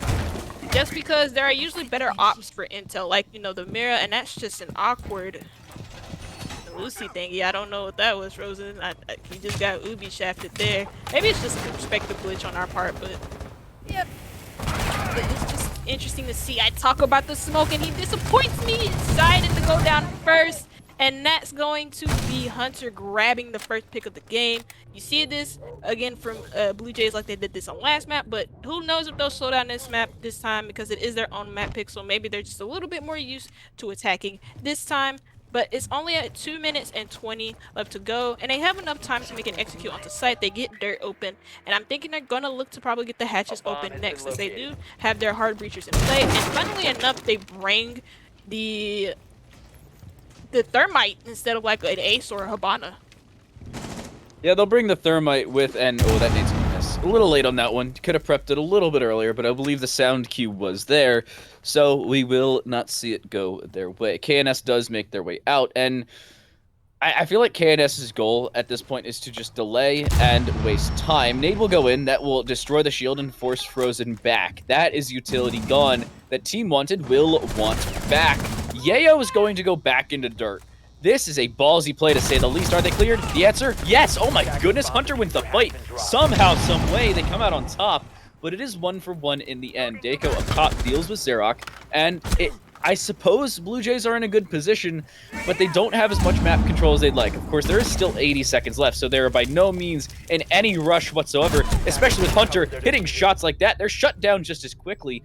Frozen down to 5, but it's now the 1-for-1 yet again. Dako up above with yet another kill. There are 2 players on point, but they're being dealt with from above and being pressured from 2 very different angles, and oh my goodness, Frozen's dead. Frozen was just literally, he was literally one shot, so it was expected for him to lose that gunfight if either one of those players swing. And now it's just the Rooney left in a 1v2. He's gonna have this MK14 in hand, and that's literally about it, as he doesn't have any utility, no explosives, no nitros. And you have Blue Jays already setting up for this post plant that they're going to be defending. You have the player of Ayana's position behind the bar. He sees the gun, but he's not going to be able to win a fight, and that Spliz handling the business on Dako. And now it is a round for Blue Jays. Blue Jays picked that one up, and I'm not going to say it was massively convincing, but it was strong. They had very, very concise takes, early dealings of the smoke. Zidane was dead in no more than a minute gone, and you usually don't see that. I believe they were a little bit overzealous with their plays, but hey, you do you. I am not the very high level and high ranked smoke player, so I'm not gonna criticize all that much. In the end, it still costs you, and you didn't have that delay factor that you usually see out of the smoke. No toxic babes to deal with any quick pushes through dirt, and the close range plays almost entirely went towards Blue Jays. The youngsters, they picked up the round and tied us right back up. We're headed to CCTV and Cash, though. Team Wanted back to the top floor. Last time we were here, well, at least on the top floor, as in here, they won it, but they've yet to go to the site, and I'd love to see how they set up, because they're bringing the Jaeger and the Wamai, suggesting they want a heavy, heavy rafters hold. I mean, the Wamai and Jaeger combo is commonly seen, it has been commonly seen in this matchup. You don't usually see Wamai played a lot in competitive play, and it's usually because you have other options you can play ahead of him, like the Aruni, like a Smoke or whatever, or even just the Jaeger alone is just enough, because even though his ADS has gotten nerfed, he's still very, very powerful. And having them both together is just as powerful, if not even more powerful. And you're gonna see the two kind of together, because they're in the same lineup. And you have the Wamai holding this Raptors control, or holding Raptors, being on top of Raptors. With these 2 ADSs in play, he has 3 Wamai discs on that door, so if somebody were to just throw a grenade, it'll probably propel right back at them, and they won't even know what hit them, especially if they cook it. But no grenades coming out just quite yet, but you do see an exit. You do hear an exothermic. You don't see it. You hear an exothermic charge come out, and Xerac is actually going to open this garage wall. He's going to take some damage as well, and I don't know from where. It was probably from construction or gym window. We don't know for sure, but Dago's actually going to get aggressive on these garage stairs, and he's just going to be peeking that hole, making sure nobody just runs right in and pressures their Yayo right out, or even just kill him fully. And you also see the Maverick doing his job of tricking and trying to get this wall open for his team, because they don't, well, the only hard breacher they do have again is this thermite, but they also have the sledge in place. So if they Maverick trick the wall, he's able to get the wall open with the sledge. And you also see now thermite now has no more exothermic charges, so now they have to depend on this not Wamai, but the Maverick to open the wall. As I say that the Wamai, that's why I got their names mixed up, is the first one to be down and out for the side of Team Wanted. Not something you're looking for if you're on the defensive side. Critical looking to get the wall open, but they've messed up their Maverick tricking. So a few mistakes here and there is going to cost them some of their health. And oh, KNS removes Sanji. So there is the 1-for-1 trade. A long one at that, but dead even nonetheless. And Blue Jays coming out a little bit weaker for it. You can see that my magnets are now dealt with, but so is Xerac. Dago from below deals with that thermite, and well, again, a 1-for-1 trade. Dago is dealt with trying to push back up, and somehow the Blue Jays continue to trade things out. I do not understand how, but Hunter may just lose their life. The Jaeger on the side, the German trying to deal with the Frenchman or the French lady, I suppose, but in the end, it will not happen. Blue Jays still with 3 alive. Team Wanted in that exact same scenario, but the Blue Jays, they need to push, and with 40 seconds left, it needs to happen soon. Yeah, they're running a little bit low on time, and it's an even men count. And they also have the smoke in play. He has 2 smokes in hand. He's going to waste 1. And you also have the Jaeger of KNS just playing down below. He's going to be watching for these Raptors, or even just putting pressure onto Garage, as Hunter's going to be at the bottom of Garage. Is he going to catch the Jaeger out? Is he going to be able to kill him? We don't know quite yet. You know, on the next episode of Dragon Ball Z, just watch out for that too. And now it's about 13 seconds left to go. Oh no! Now the Maverick is gonna get just down by this out. He's gonna be down and out by Zaiden's smoke grenades. And now Hunter has to retake and plant, but it's gonna be a spot out from not Hunter, but in KNS. Now Zaiden's gonna spot him out. It's just a lot of kills and a lot of movement from both teams. You see the player from below get taken out, and then it's the SAS of smoke. You don't know what's in his canister, but we know what's in his gun. And those are bullets, and he's able to hit Hunter where it hurts on that plant, and he's going to be able to win around for his team. Now, 2-1 for Team Wanted. I'm surprised they didn't throw the C4 in. They did still have the mute alive. I'm a little shocked, but when they found out that the Ayana was below, or whoever that was, I believe it was the Ayana below, they just were like, all right, go button, and they just sent it because there was no time left on the clock. The only option was plant and die, or stop the plant and lose the round. Don't die, yeah, save your KD, but you still get the massive L. At that point, you still had a shot at winning it, albeit a very, very slim one, but a shot nonetheless. One that does not go their way. Team Wanted pick up their second round, and they now head to the basement. I do want to remind you here, 1B, the gym and bedroom site is open for them again, yet they're not going there.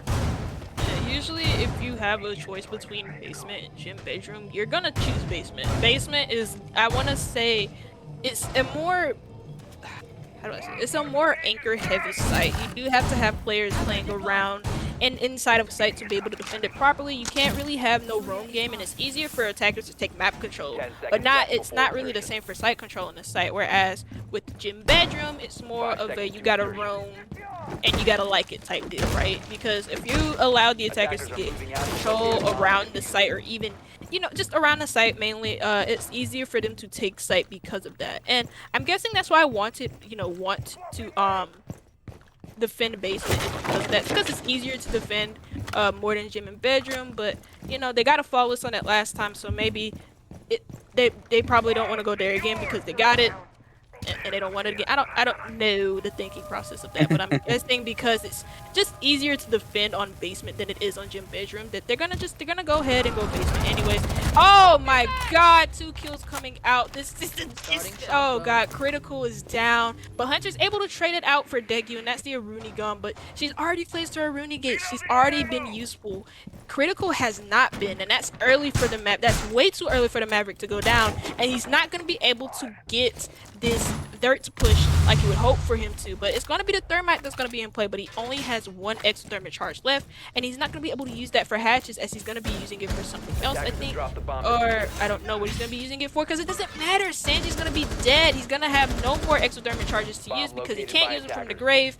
And now it's a 4v3 man advantage for Team WanteD. I expect him to win this round because there's literally nobody on the side of Blue Jays apart from the sledge. He can't get hatches open because his hammer is not like an exothermic charge. He can't just hit a hatch and just open a hatch with it, you know what I mean? So it's kind of maddening to see this from Blue Jays, as both of their support players are out for this round and they're gonna be paying for it with their health. You see Yayo light up Xerox, and Blue Jays are just at a standstill. They don't know what to do. There's not much they can do. In all fairness to them, the dirt push is the best scenario, and oh my goodness, Yayo just denies it. There goes the Surya gate, but Xerox from above does deal with the meatball, and as I say that, good night, Hunter. Domed from a distance, the SMG-11 comes out on top of that fight, and it's down to a total of about 110 HP between the 2 remaining players. The Blue Jays youngsters, they need a lot of experience to come out on top of this one, and Hunter even acknowledges the nice shot because that was clean as heck. Xerox looking to push in, but Sledge no longer has the SMG-11. That was probably be the best case scenario for the low HP Sledge. Looking for something, but oh my goodness, what? Zidon gets dropped. Xerox flicks him out of existence. The Z trade comes through, but Blue Jays still in a difficult position, still have to push. And with 20 seconds left, it seems like that Sledge's pressure is going to be shut down. Oh, KNS trying to get a kill, looking for something. Shut down from the side, somehow not hitting the shots. He's 1 HP. Just look at him. They're gonna get the plant down unless they pressure this. Jaeger has to push across, but Jaeger's low, dealt with. Now the trade comes through, but it doesn't. Blue Jays win the round. Spliz with the help. The clutch comes through. No way that happens. Oh my god, I'm done. You have fun. You can take me off of this cash tripping because I think I'm done. All right, that's enough. That was Team WanteD had that round on a platter for them. You know, if there was a better served dish than what they feed the Queen of England to keep her alive, that's the type of platter that you want, and it was better than that for Team WanteD. And somehow they weren't able to win it. The smoke gets killed, then you have KNS moving shots, and then you have the Malusi not being able to cover, and she was in a 1v2 and Spliz had good cover right there, but I don't know. Team WanteD are kind of killing me here, bro. There's nothing much I can say about that. Good job for Blue Jays on winning that round and being able to claw a win out of nothing. They had no utility towards the end of that round to help them, and they somehow still win it. It's a little bit tilting for me to watch that coming out from Team WanteD because they're going to want better. More wordplay. I love it. Yeah. Team WanteD, that was bad. I'm done. That was bad. I hate to say it, but you cannot miss those shots if you're Jaeger, especially on Xerox, who had 15-20 health max, if that. And with the 416C, is 1 bullet away from death every single damn day of the week, and that just cannot happen. I'm sorry, it just cannot happen. If you're looking to play at this level of Siege, you need to hit shots easier than that, and there aren't many of them. That was bad. I'm gonna say it, that was bad, and oh my gosh, Hunter already gets an opener, looking to push in towards the strip hallway, and they get it as well. Down to 50 health, exactly 50 health, so you don't need that many numbers to help you with that one. But Hunter with the opener, yet again with the opener. Last time, of course, it was a trade on the Daco after their Sledge was dealt with, and I meant the Maverick was dealt with, but now the Sledge is dealt with. I can't even finish a sentence without them messing me up. It's 4v4 even make count for both teams, and at this point, I don't Yeah, Blue Jays aren't pushing the average push that you, or not average, the meta push that you would see. Like Jacuzzi Wall, they do have this Maverick in play, they do have the Thermite, but they're not gonna be able to get the wall. They're not gonna be able to, but they can get the wall. They're not going to get the wall. And that Mira is literally, what the heck is wrong with that wall? Please show me that wall. What is this? What is this? What is this? Attackers have located the bomb. I don't know. I've lost brain cells even looking at it. So if we could avoid that at all costs, I would massively appreciate that because I already lost brain cells from that round specifically. I'm done. Do we have a flag? Oh, I saw it. Okay. I wanted to make sure I saw this correctly, and Zaida's just gonna get a free kill. The Iana's gonna go down. No way they expect this. The information now there. Down goes the Iana. That is the trade back. Zayden will even make it out for free. And there is exactly what Team WanteD are looking for. Well, I suppose something they would want. Sorry. I have the weirdest life. Anyways, they finally get this Jacuzzi Wall open, as I would have hoped for them to. They had the ops to do with it, Bomb but located by at attackers. the expense of 2 players, and that's going to be Xerox and Spliss, so that's your Ayana and the Sledge gone. And now they're going to get this Sniper Soul thrown at them. They're going to face the wrath of that explosive. Hunter's going to sneak up. What the heck? Sanji! Sanji's just going to take out his own teammate. I don't know if he thought that was the flank, and he completely messed it up. Now Critical grabs a kill onto KNS. And that's the player playing inside of logistics. Yale's gonna get a kill, and then Zayda's gonna get a kill. Sanji.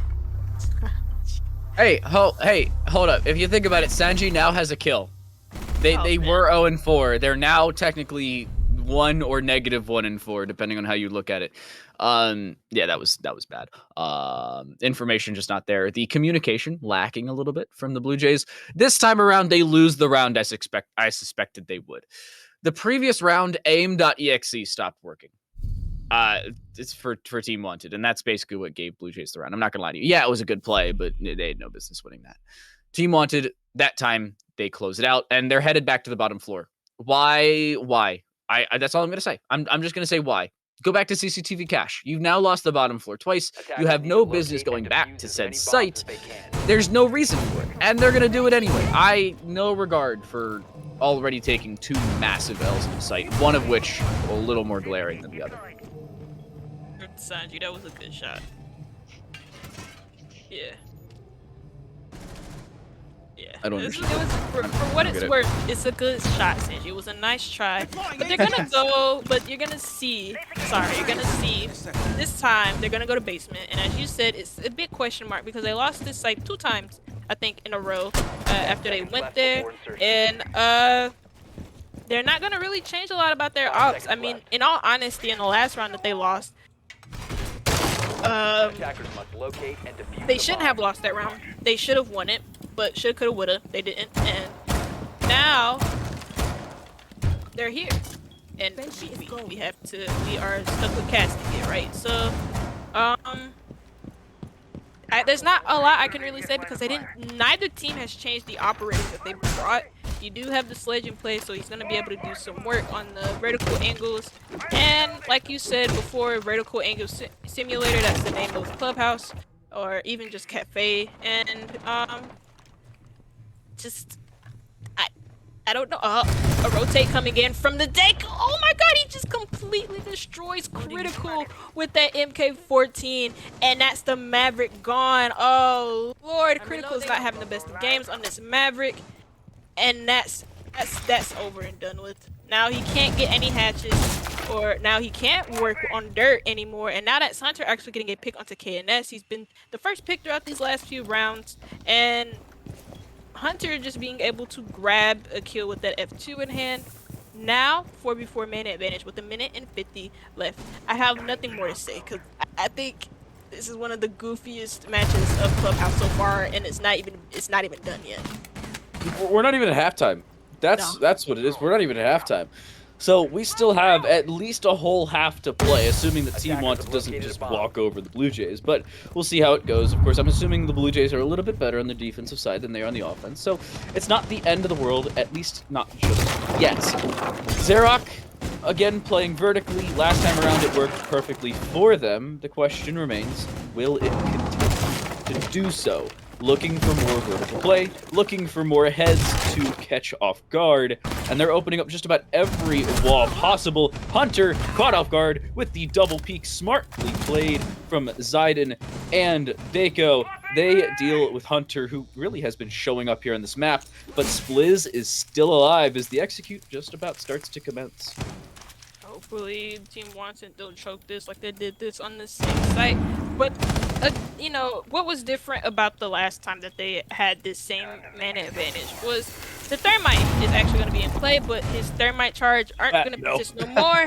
So never mind. I guess just screw whatever Gerald says. And no more breaching, no more hard breach utility coming out from BLUEJAYS. But a lot of bullets, actually, and it's going to be frozen. That's actually going to be a little bit lit up. And it's only 20 seconds left for the attackers to go. So while it is fun spraying down these players and being able to, you know, knock their HD down a bit, what's not fun is being able to lose this round because it's basically over. The only person who has the fuser is going to be Sanji because you only have one person having the fuser, and that's going to be 2 kills coming out from Team WanteD. Sanji's just going to rush into spite them sight. That's not even Sanji, that's Spliz, and he's going to get taken out. So better from Team WanteD. Wow, only the second death from Spliz, dying in both rounds. That is team lost, or 2 of the 4 rounds, I suppose, is team loss. Now that I think about it, how does that happen? I know we saw one save. Actually, now I know exactly how it happened. Never mind. We saw them die in 2 of them, and then in round number 1, they decided to save, and then they had the CCTV cache attack where they were a little bit too late to get upstairs to try and protect their teammates. So never mind. I know exactly how it happened because, you know, my brain cells actually work today. I can't believe it, Gerald. It's a good day. It's a good day. I think my brain cells have depleted after these few rounds that have been played, especially with that mirror window that we saw just hanging on by the thread of its, like, by the thread of a needle, whatever that saying is. See, my brain's depleted, but hanging on to whatever life it had onto that wall. And now we move on to the first defensive site, BLUEJAYS. They're going to be defending base, and they have the frost in play and also the post. We didn't see the post coming out from Team WanteD. And the key thing about post, as you know, is with the scanner. He's going to be able to provide intel on this armory site. And also with the frost in play, you have Xerac on his frost. He's going to be able to put his frost mats in pretty key places where he knows the attackers are going to be defending, or so sorry, not defending, but pushing. And it's going to be to slow them down, probably to down them, probably to kill them. We don't know what their plan is because the round has just started. Yeah, where the attackers are going to be defending. I agree. Now, Team WanteD on this attacking side. Now, we haven't seen them on the attack ever since it was round number 6 on Cafe. And I feel like they struggled a little bit on their attack. Of course, it was the attacking side. It was their map pick. So a 3-3 split is not the end of the world, but on their own map pick, you'd expect a little bit more. They are establishing a lot of control early, though. That's the important part. The Ioniclone will not get all the way up the stairs to clear the entirety of the top floor, so that's going to be a little interesting to see how they try and deal with the top floors. They do have a pulse. They have now 2 C4s, 1 C4, my apologies. Melissa no longer has C4s, but, well, there it is. And there's the opening. Yayo is dead, the sledge off the board, and that is a lot of soft breaching now no longer available to Team WanteD. Like I said, Hunter is going to be key with this intel that he's going to be providing. He also has a nitro cell in his pocket, and he's going to be able to give off he's going to be able to give off intel for free with this pulse scanner. He's going to be able to ping them out. He's going to be able to tell his teammates exactly where they are, and his teammates are going to be able to work around that. You do have these players on the top floor, whether or not Team WanteD know that is completely up to their discretion because I don't see any drones on neither one of these players. The only player that I'm watching right now that's on the attacking side is Dako and Frozen now, and he's going to be able to get these hatches as Frozen, these Habano pellets. It's going to be 1 minute and 25 left to go as Critical and also Spills are still going to be off site. They're the only players off of site, and Ness is just going to be chilling here in stock. Whether or not he drops down his hatch is completely up to him. Whether or not he's going to catch this rotate from Spliz is completely up to him. He's going to run away somewhere else. And the attacker's on site! What's happening? Oh my god! Critical's going to get a kill on the KNS. And that's the player. I don't know where he was at because they're just all in sight. Frozen's going to get a kill onto someone else. Now another kill coming out from Hunter. That's a double kill in a round for him. Now a kill from WanteD. Now a kill, another kill, this time for Frozen. He gets a triple on a round. Now it's a 1v1 between Critical and Dako. Dako on the bottom of main stairs with that Ayana going. He has a frag grenade left. He has the ARX in hand, but he doesn't know exactly where Critical is. Critical is going to be in Moto now in the hallway. Oh, no! Get some shots! And now Dako is going to just run into sight. What is going on? I have no idea, but Dako's gonna push across, looking to pre-fire, but they lose it! Critical clutches it out, the 1 versus 2, shutting both down. The Hibana falls, the Ayana was soon to follow, and there is the pre-fire being shut down and shut out. And somehow, someway, I refuse to believe it actually happened, the Blue Jays pick up the round. I don't know what's going on, 1B. I'm not gonna lie to you. I know your play-by-play casting there could have broken glass with how high-pitched it was, but I'm not gonna lie to you. That was a questionable round from both sides. I should be in the opera with how high my voice went. I could shatter glass, but I didn't. I didn't shatter any glass. Luckily for my mom, her glass cups, her glass, whatever, cups. Silverware is gonna still be intact. Attackers need to And locate we are and gonna defuse move as many into bombs as the they 8th can. round of this matchup. Now, the Blue Jays going on to cash and servers. Yeah, cash and servers. And I expect this, yeah.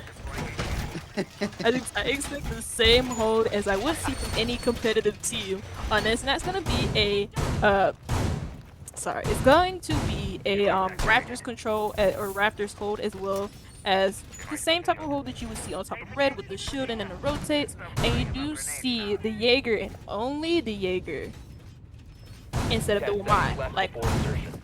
what Team WanteD had. They had the Wamai and the Jaeger. You don't see that coming in from this, and instead you see the Bandits.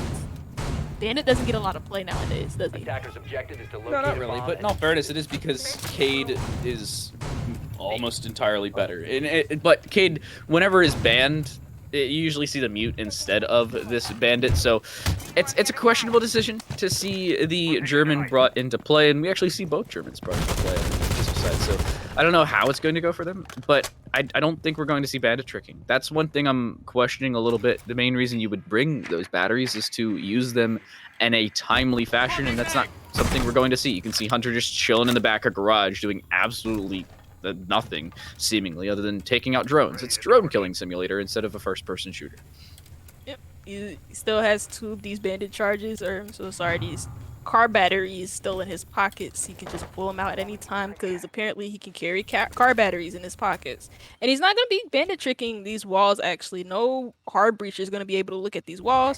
You see somebody throwing a nade through the drone hole, though, funnily enough, and it's not going to catch a single player off. He actually is Bandit tricking, and he's going to catch some Hibana pellets with his car batteries. And no one is going to stop him. No one is planted on that door in the garage. No one is going to shoot at him or anything like that or put pressure on him. But, you know, they do get this wall open. They Maverick tricked it, and they're able to get it open with this Sophia. You didn't see this from Blue Jays when they had the Maverick in play. You didn't see a Sophia play just so, you know, you can use your impacts or whatever to... Sorry, I was like looking at that Nitro. So, or whatever to be able to open that wall once it's tricked. You also didn't see an Ashen play neither, and that's, I guess, why the buck is so key, is because whenever you want to Maverick trick anything on this map, because Maverick tricking is prevalent on Clubhouse when you have them in play, is you want to buck it out, you want to use your impacts, and you want to be able to get this wall wide open. Frozen is going to be the first one to get picked, and that's the Hibana gun. So no more Hibana pellets, but that's Zidane with a very nice nade onto the players on the rafters, and that's Xerac gone. I think it was, yeah, Raptors. And now Hunter is actually going to get a kill, this time onto K and S. And they're going to be looking to make this a 4-4 even round split between the 2 teams. Ooh, Zidane has information, though. Looking to push in. 40 seconds left, and the Maverick knows about the elevated Bandit. Will they get the kill? No, you have the information! Just look! And that costs you your life. Dako is found out. Down goes this Banshee. Oh my goodness, Dako actually gets one. The impact from below will take them out, though. It's down to the 1 versus 2. Yayo has the diffuser, but has very little time and very little resources, being peeked from multiple angles. The information now there, and Hunter from the side. The Bandit yet again strikes yet again, and Blue Jays tie us right back up. There's no way that you don't peek the bandit after seeing him. I refuse to believe it. I'm not accepting it.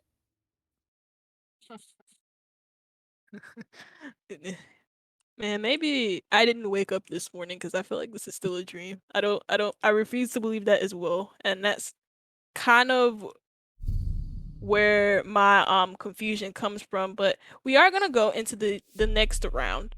And this time we do have gym bedroom as a site for the defenders. Funnily enough, we do see the castle as well as the mirror and a play with one another, but we don't see a bandit. When you have a castle on a site, usually bandit is played that 6 pick coming a little bit too late from Yale. But you do see whenever a castle isn't played that the bandit is also in play just so he can bandit trick the jacuzzi wall just so this gym window, as you see Hunter's gonna be castling it. He's gonna castle that window, and usually you have that window castled and then you have a player. Okay, never mind, he just wow. He just destroyed it just to get rid of the glass, but he is gonna castle barricade that one window in master bedroom. But like I was saying, when you bring a bandit and a castle together, you usually bandit trick that jacuzzi wall, and you either have the window of gym castled or even just the doorway of gym castled. And you usually want the doorway instead of the window because if they're able to get that window wide open and you don't have a castle barricade on that door and they see the bandit, they're obviously going to shoot him. And we don't want that for our dear old bandit. But the round is going to start, and we're going to have the mute in play instead. And he's going to put a signal disruptor onto the wall of servers instead, as well as this mirror being played on logistics. And we're not going to see the scuffed up mirror that we saw the last round that I refuse to believe that I saw. First pick, though, that we do see is coming out from Critical, and he's going to get a nice shot onto Dako. That's something that we haven't seen, is Jaeger's winning opening duels. That's a breath of fresh air, and, well, something that we've yet to have thus far. KNS holding an angle across towards the main server rack, but seeing nothing other than very jumbled wires and annoying screens. And, well, Xerac was apparently annoying. Yayo dealt with them. Nade comes through and also blows up a Goyo shield. So, very, very poignant for this sledge to give him a free opening, and one that doesn't cost him any more than a frag grenade thrown in. The retake on towards Cash will come through, but it's a delayed one at that, and one that is very, very well read from Team WanteD, who are looking strong on this attacking side. Will the nade come through, though? Oh my goodness, it does. Yayo, you can see it. X-ray from below. Gets another 2 for 2 on frag grenades from below. It's difficult to get one on a consistent basis, much less 2 in the same room. That's astounding. Looking like the BC of EU, but unfortunately his name is not Brandon Carr. It's gonna be Yayo getting a double with those frag grenades. He's gonna take down 2 players with his 2 nades, basically. And you see KNS spraying at this mirror window that's going to be giving off free intel against the attackers, but nobody from BLUEJAYS, smartly enough, is going to be playing behind that mirror window. They're gonna back off because the attackers have full control of construction, logistics, and cash, and there's not gonna be a single player from BLUEJAYS to try and disrupt this, apart from Hunter on this angle in gym. He's gonna be watching this angle in gym, and he's gonna watch it through to construction, and there's gonna be a player on his window. He's gonna stand up for like a little bit, and he's gonna see one player. He's gonna catch him off guard, and that's Frozen on a Habana. Now an even man count between both of the teams. Now 45 seconds left to go. You have a player on the main stairs that's Critical on this Jaeger. And what the heck, Sanji, are you doing? He's 1 and 9 right now, as he just makes it his 9th death right there. He just runs through the hallway like a crackhead, and he's going to get taken out by one of the players in logistics. Zayden's gonna rotate up main stairs, but he doesn't know about the player playing on main stairs, and that's the Fuser at the bottom of main stairs. There's 2 players playing on the Fuser. He's gonna grab one to kill. He's gonna and that's Yayo to clutch the round out for his team. When it looked impossible for him after they lost the Fuser, he's able to get 2 kills. And now they're going to ask for a pause, and it's gonna be Team WanteD, not BLUEJAYS. Please. What? What the heck? I agree. I actually see Team WanteD calling that pause, and understandably so. No way they win that round. That just does not happen. I refuse to believe it. No shot. I'm shook, as the kids say. That's astounding. I love it. That is a great play coming through. One that They had no business hitting. If my math serves me correctly, Yayo had a quad in that round, 2 with nades and 2 back-to-back to close it out. And, oh my gosh, there's no way they're allowed to do that. I don't accept it. I don't accept this best of 2. Trippin, if you're listening, can we just, like, wipe this off the score sheets and have them replay it? Because there's no way this actually happened. There is no way that happened. I think I'm tired of this matchup. I'm not tired. I want to keep on casting it, but I'm a little bit tired from what I'm seeing. It's just it's exhausting me. And I'm not even playing, I'm watching. But that's more than enough. Attackers need to And I think I'm locate sick and of it. defuse bombs. Because there's no way that Yayo just kills 2 players at the same time that they're both shooting at him and he's able to get a double headshot. Like just spraying at both of them. I've never in my life have seen that. I am offended that he's able to hit those shots. That's unfair. But they win. And they now have the lead in this matchup. I think, no, that's not the first time they had the lead. They had a 4-2 lead and then Blue Jays won 2 rounds in a row. But Blue Jays are gonna move down to basement. And curiously enough, they bring a dock. 5 seconds to go. Why? Believe it or not, so there's this really cool new operator. Her name's Thunderbird. She's Native American and better than Doc. That's the important part there. Yeah, you have an MP5. Congratulations. On today's episode of No One Cares About That Gun Anymore. They have the spear on the defensive side, mobile Kona stations that give you 30 per instead of 120 total at maximum overall. I'm questioning this decision. Xerox really probably should be playing the Thunderbird because you also have a C4. Like, what more could you want out of an operator? You got heals, a strong primary, a strong secondary, a very, very good speed diff where you are a 3-speed, and you also have a C4. And portable Kona stations that inject not temporary cracking you, that's Finka, that injects, temporary whatever it is. I don't know what's inside the injections, but little Pokeballs that you can use to regain your health a little bit. And they're portable. So you can literally stand in one place and you're able to get healed, but nobody's getting killed because Yayo's gonna be down and out. And that's the Sledge gone. So a lot of that soft destruction utility gone. And also with those nades. So he's not gonna be able to get a quad this round. He's not gonna be able to clutch a 1v2 this round because he's gonna be dead. And now it's a 5v4 man advantage for the side of Blue Jays. Hunter on 13, actually it's 13-8 right now. I wasn't paying attention. Wow. Yeah, Hunter happens to be good at the game. I'm not familiar with the concept, not particularly aware myself, but so is Senji apparently.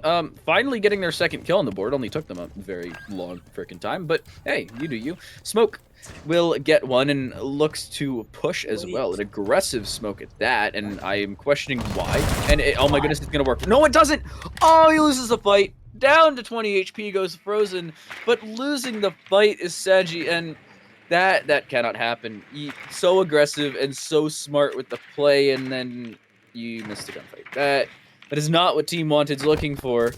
Or I suppose exactly what Team WanteD's looking for, other than their HP. But Blue Jays, yeah, that's a questionable one to say the least. I believe Doc's holding an angle on there. Is that what I'm seeing? Yes, it is. There's a mirror there. He's gonna be holding that angle on this behind this bar wall. But there's gonna be a big hole opened up, and he's not going to get down by that grenade. The player's gonna be down though. It's gonna be Deiko, and that's your Ayana gun. I keep saying that because Ayanas haven't had the best of times in this matchup, and you wouldn't really expect it from an operator so powerful. And it's a nice shot from KNS, but he's gonna get traded out by Xerox on his dock. Just as we were teasing them for picking in dock, they get a couple kills from it. And I mean, now yeah, but it's around for Blue Jays, but you could have brought a Thunderbird. I'm still sticking with that. Yeah, I don't agree with it. you. I agree with you. Anyway, moving on.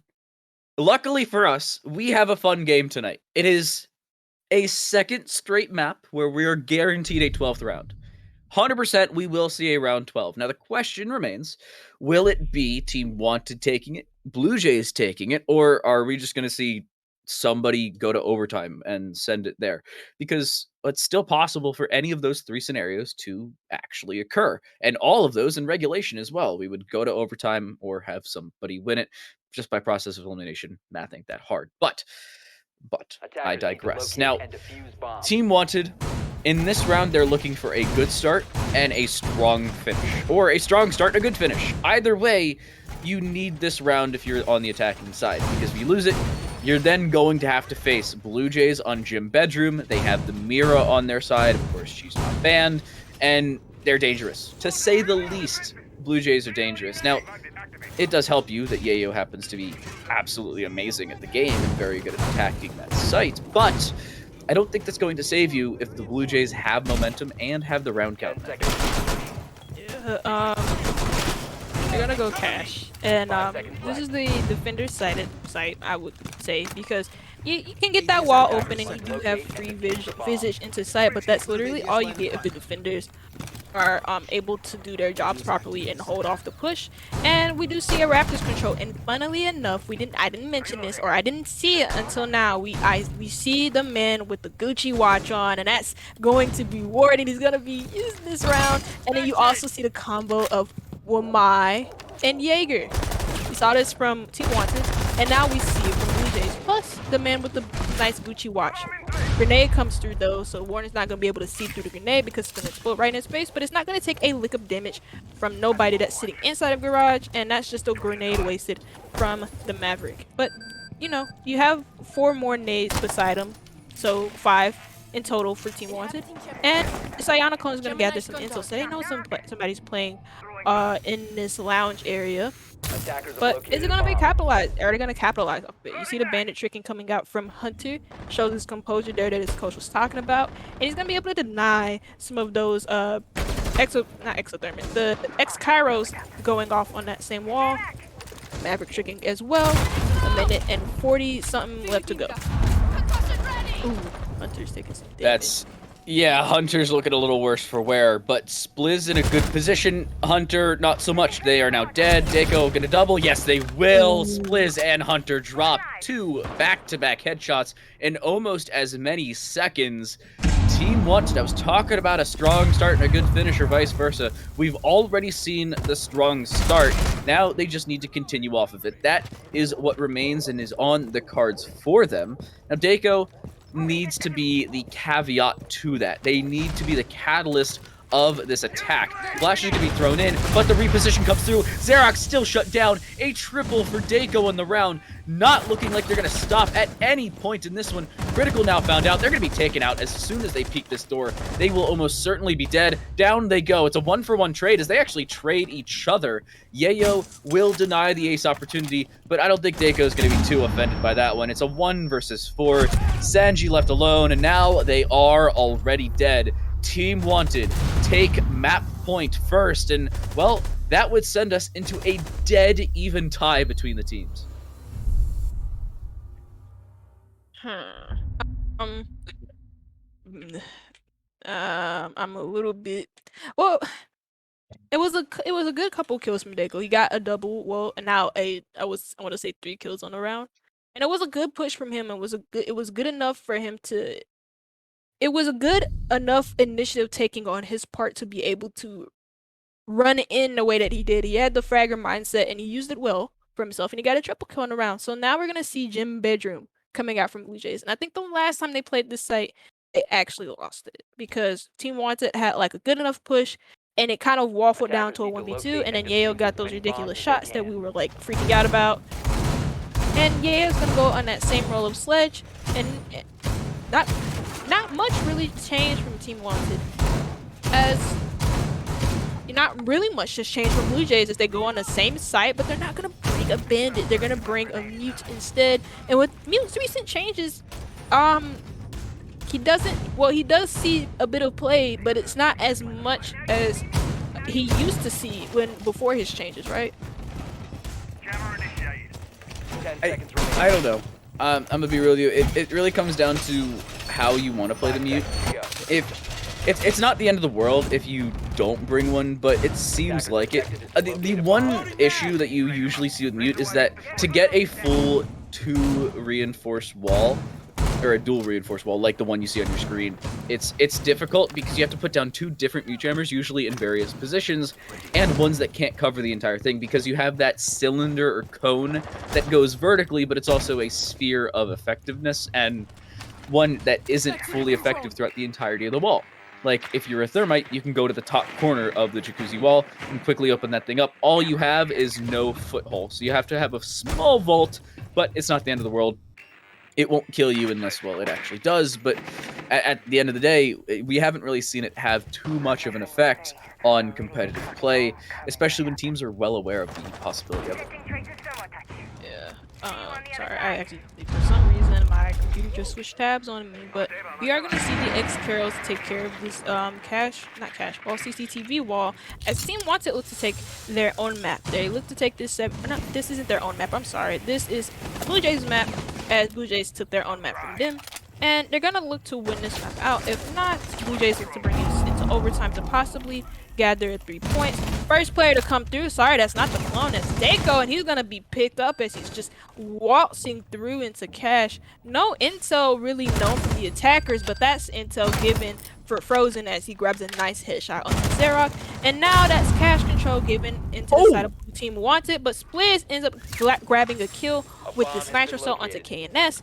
And now 4v3 advantage for Team BLUEJAYS as they look to bring this into overtime. I don't know if they can do it, though. They need to continue to hold things down, and the extent of their utility, literally all of their utilities put down, other than a single C4 on Sanji, who thus far has forgotten that the goal of the game is to shoot the other team. They actually have as many kills, or almost as many kills on their teammates in this game as they do on their opponents. And yes, that statistic is not misleading. It is 1 versus 2, teammates killed to opponents killed. And now Zayden gets another nade kill, and I was talking about it being difficult. They've run out of utility. Sanji does get 1 more, so they've now turned it 75% in that favor, but again, a trade comes through. 1 versus 2, a C4 in hand, and, well, a hope and a dream that has to come true. Some form of intervention from some deity in the world, and it may just come through. Oh my goodness, Frozen walks straight to their death. Sanji close range, Vector in hand, they hip fire headshot. We're going to overtime. Nah, I'm losing. I think, I don't, what was that? It's a hip fire hit, what? It's a hip fire headshot coming in for Sanji. He shuts you up, telling you to sit down, time to light, bro. It's my turn to get some kills in this game. And he finally finds, I want to say that was 3 kills on a round for him, and he clutches out a 1v2 as well for his team. So now we are in overtime. We're in it. I think the BLUEJAYS are in a little bit of a better position. Of course, they start on the defensive side now. Our splits were 4-2 in favor of the defense.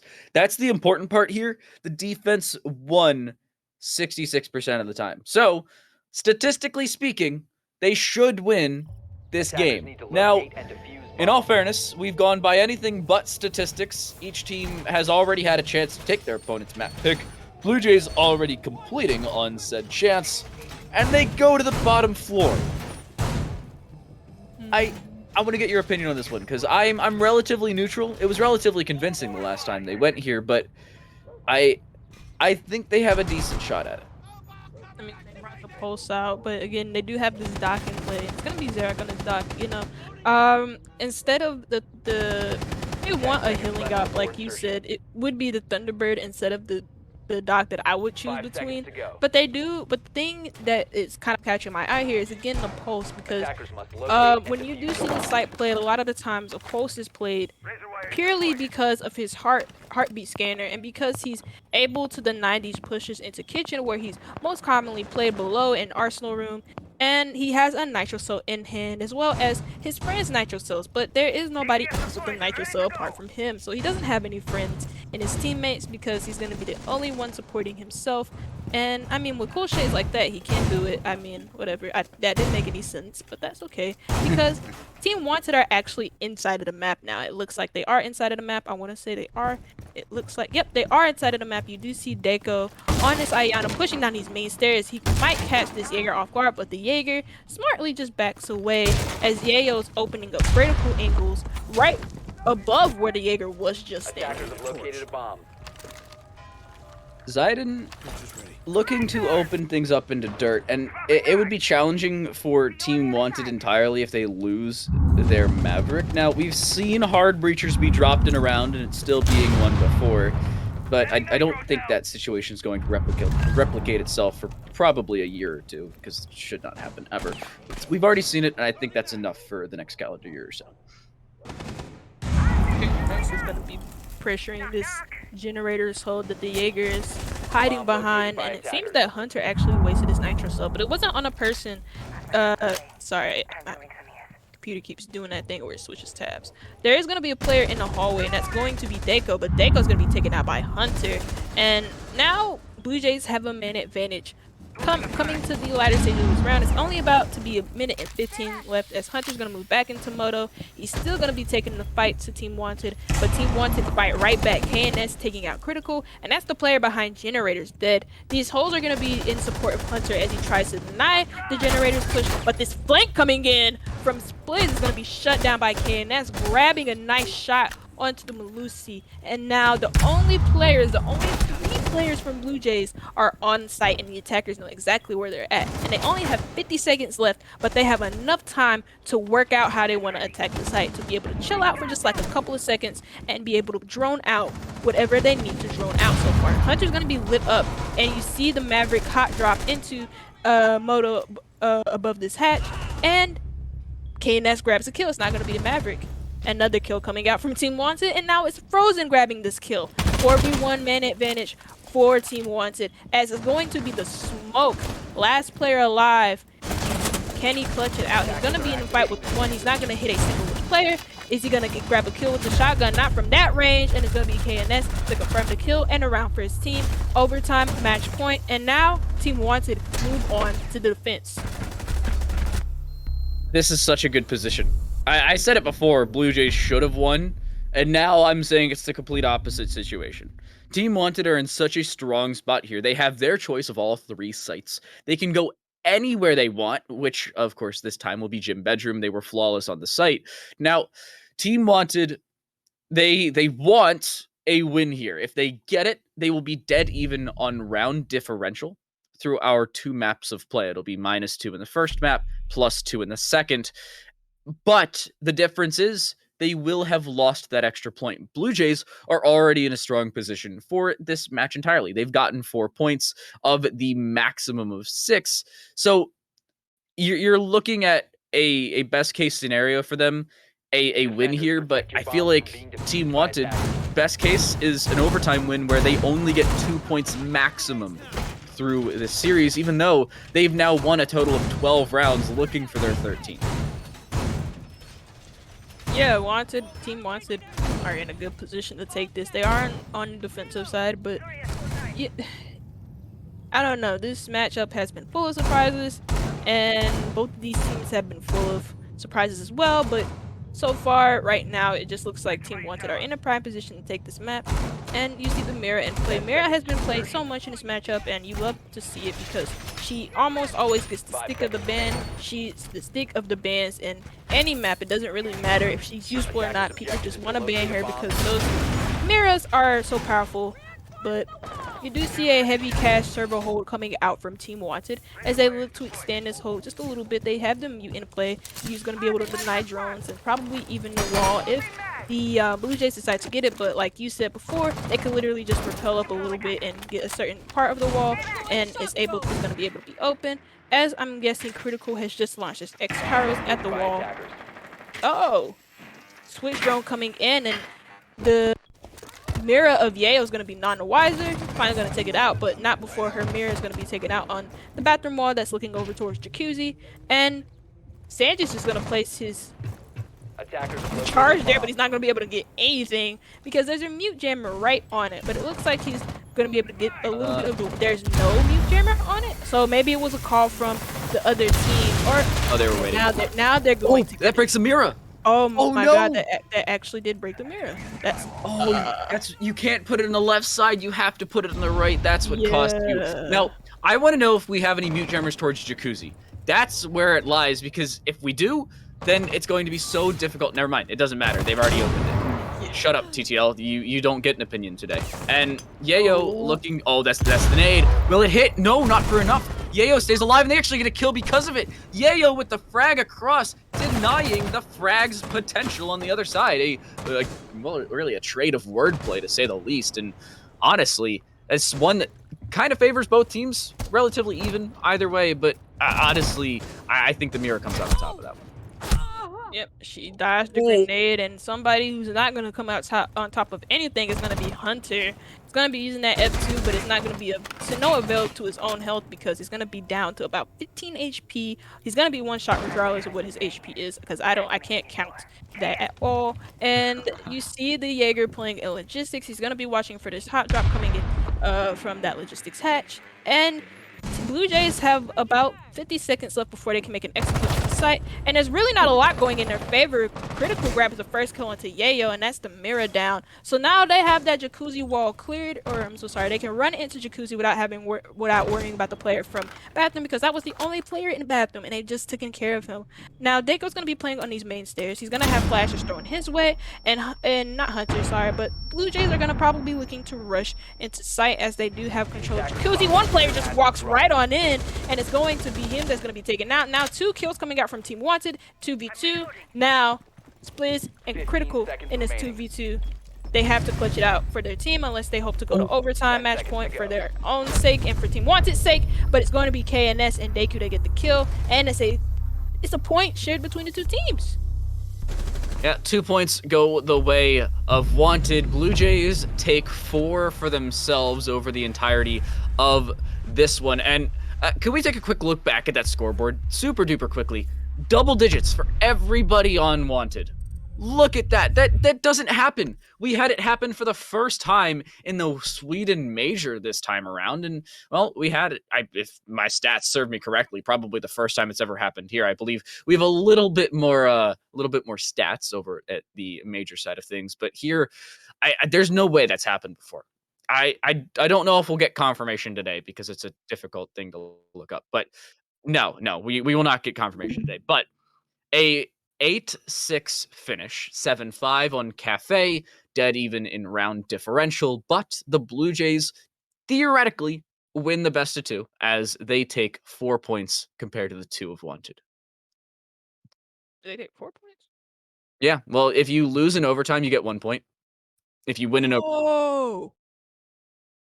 And unless Talent League does something different compared to everybody ever, I'm pretty sure that's how it works.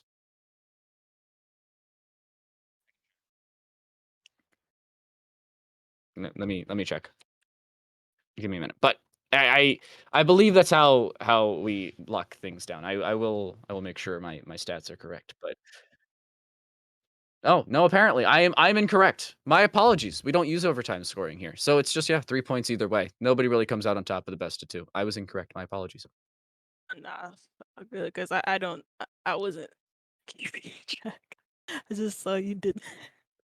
But yeah, both teams evenly matched here today. There wasn't really a better team out of the two. Just an evenly matched game between 2 good teams. Blue Jays, I said this, I think, the very beginning of the stream when we first started, is that everybody expects them to finish second or first because of the potential that they do have. They have really good players in their team. They have Sanji, they have Hunter, and Hunter's, in my opinion, probably the best player on their team just because of how composed he is and just how many gunfights he takes and wins. And he was the top fragger on his team, but unfortunately for Blue Jays, but it just wasn't meant to be. Two good teams evenly matched up here today. You can't say one was just completely better over the other. I can say one was a little bit more consistent. Team WanteD, I gotta say, I liked their play just a little bit better because it was split more. You didn't see Sanji have 1 team kill and then 5 overall kills throughout a 14 round map. On the other side, it was Team WanteD. Everybody was positive. Every single player went positive, including KNS, who closed it out to go 11-10. Everybody had a positive KD, and everybody had double-digit kills. And that's just not the consistency we saw from Blue Jays. If they want to step it up in this league and really convincingly take that first spot, it needs to really happen a little bit more consistently. That's what you're honestly looking for, and thus far it hasn't. I want to see it happen, but I don't know if it will. Yeah, I mean, again, they have the pieces there, but will they stick together for the rest of the season? Because at the beginning, it's cool that you get a few wins and whatnot. It matters mainly towards the middle, more importantly, so towards the middle, and also at the end of the season, where all of that comes to an end and we see who the winners are, so that we can go to playoffs and then cast those, and then, it's just a.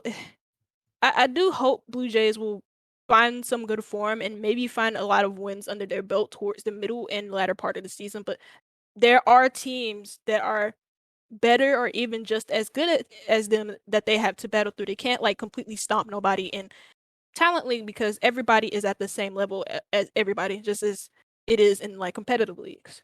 No, we Yeah. don't have a BDS here.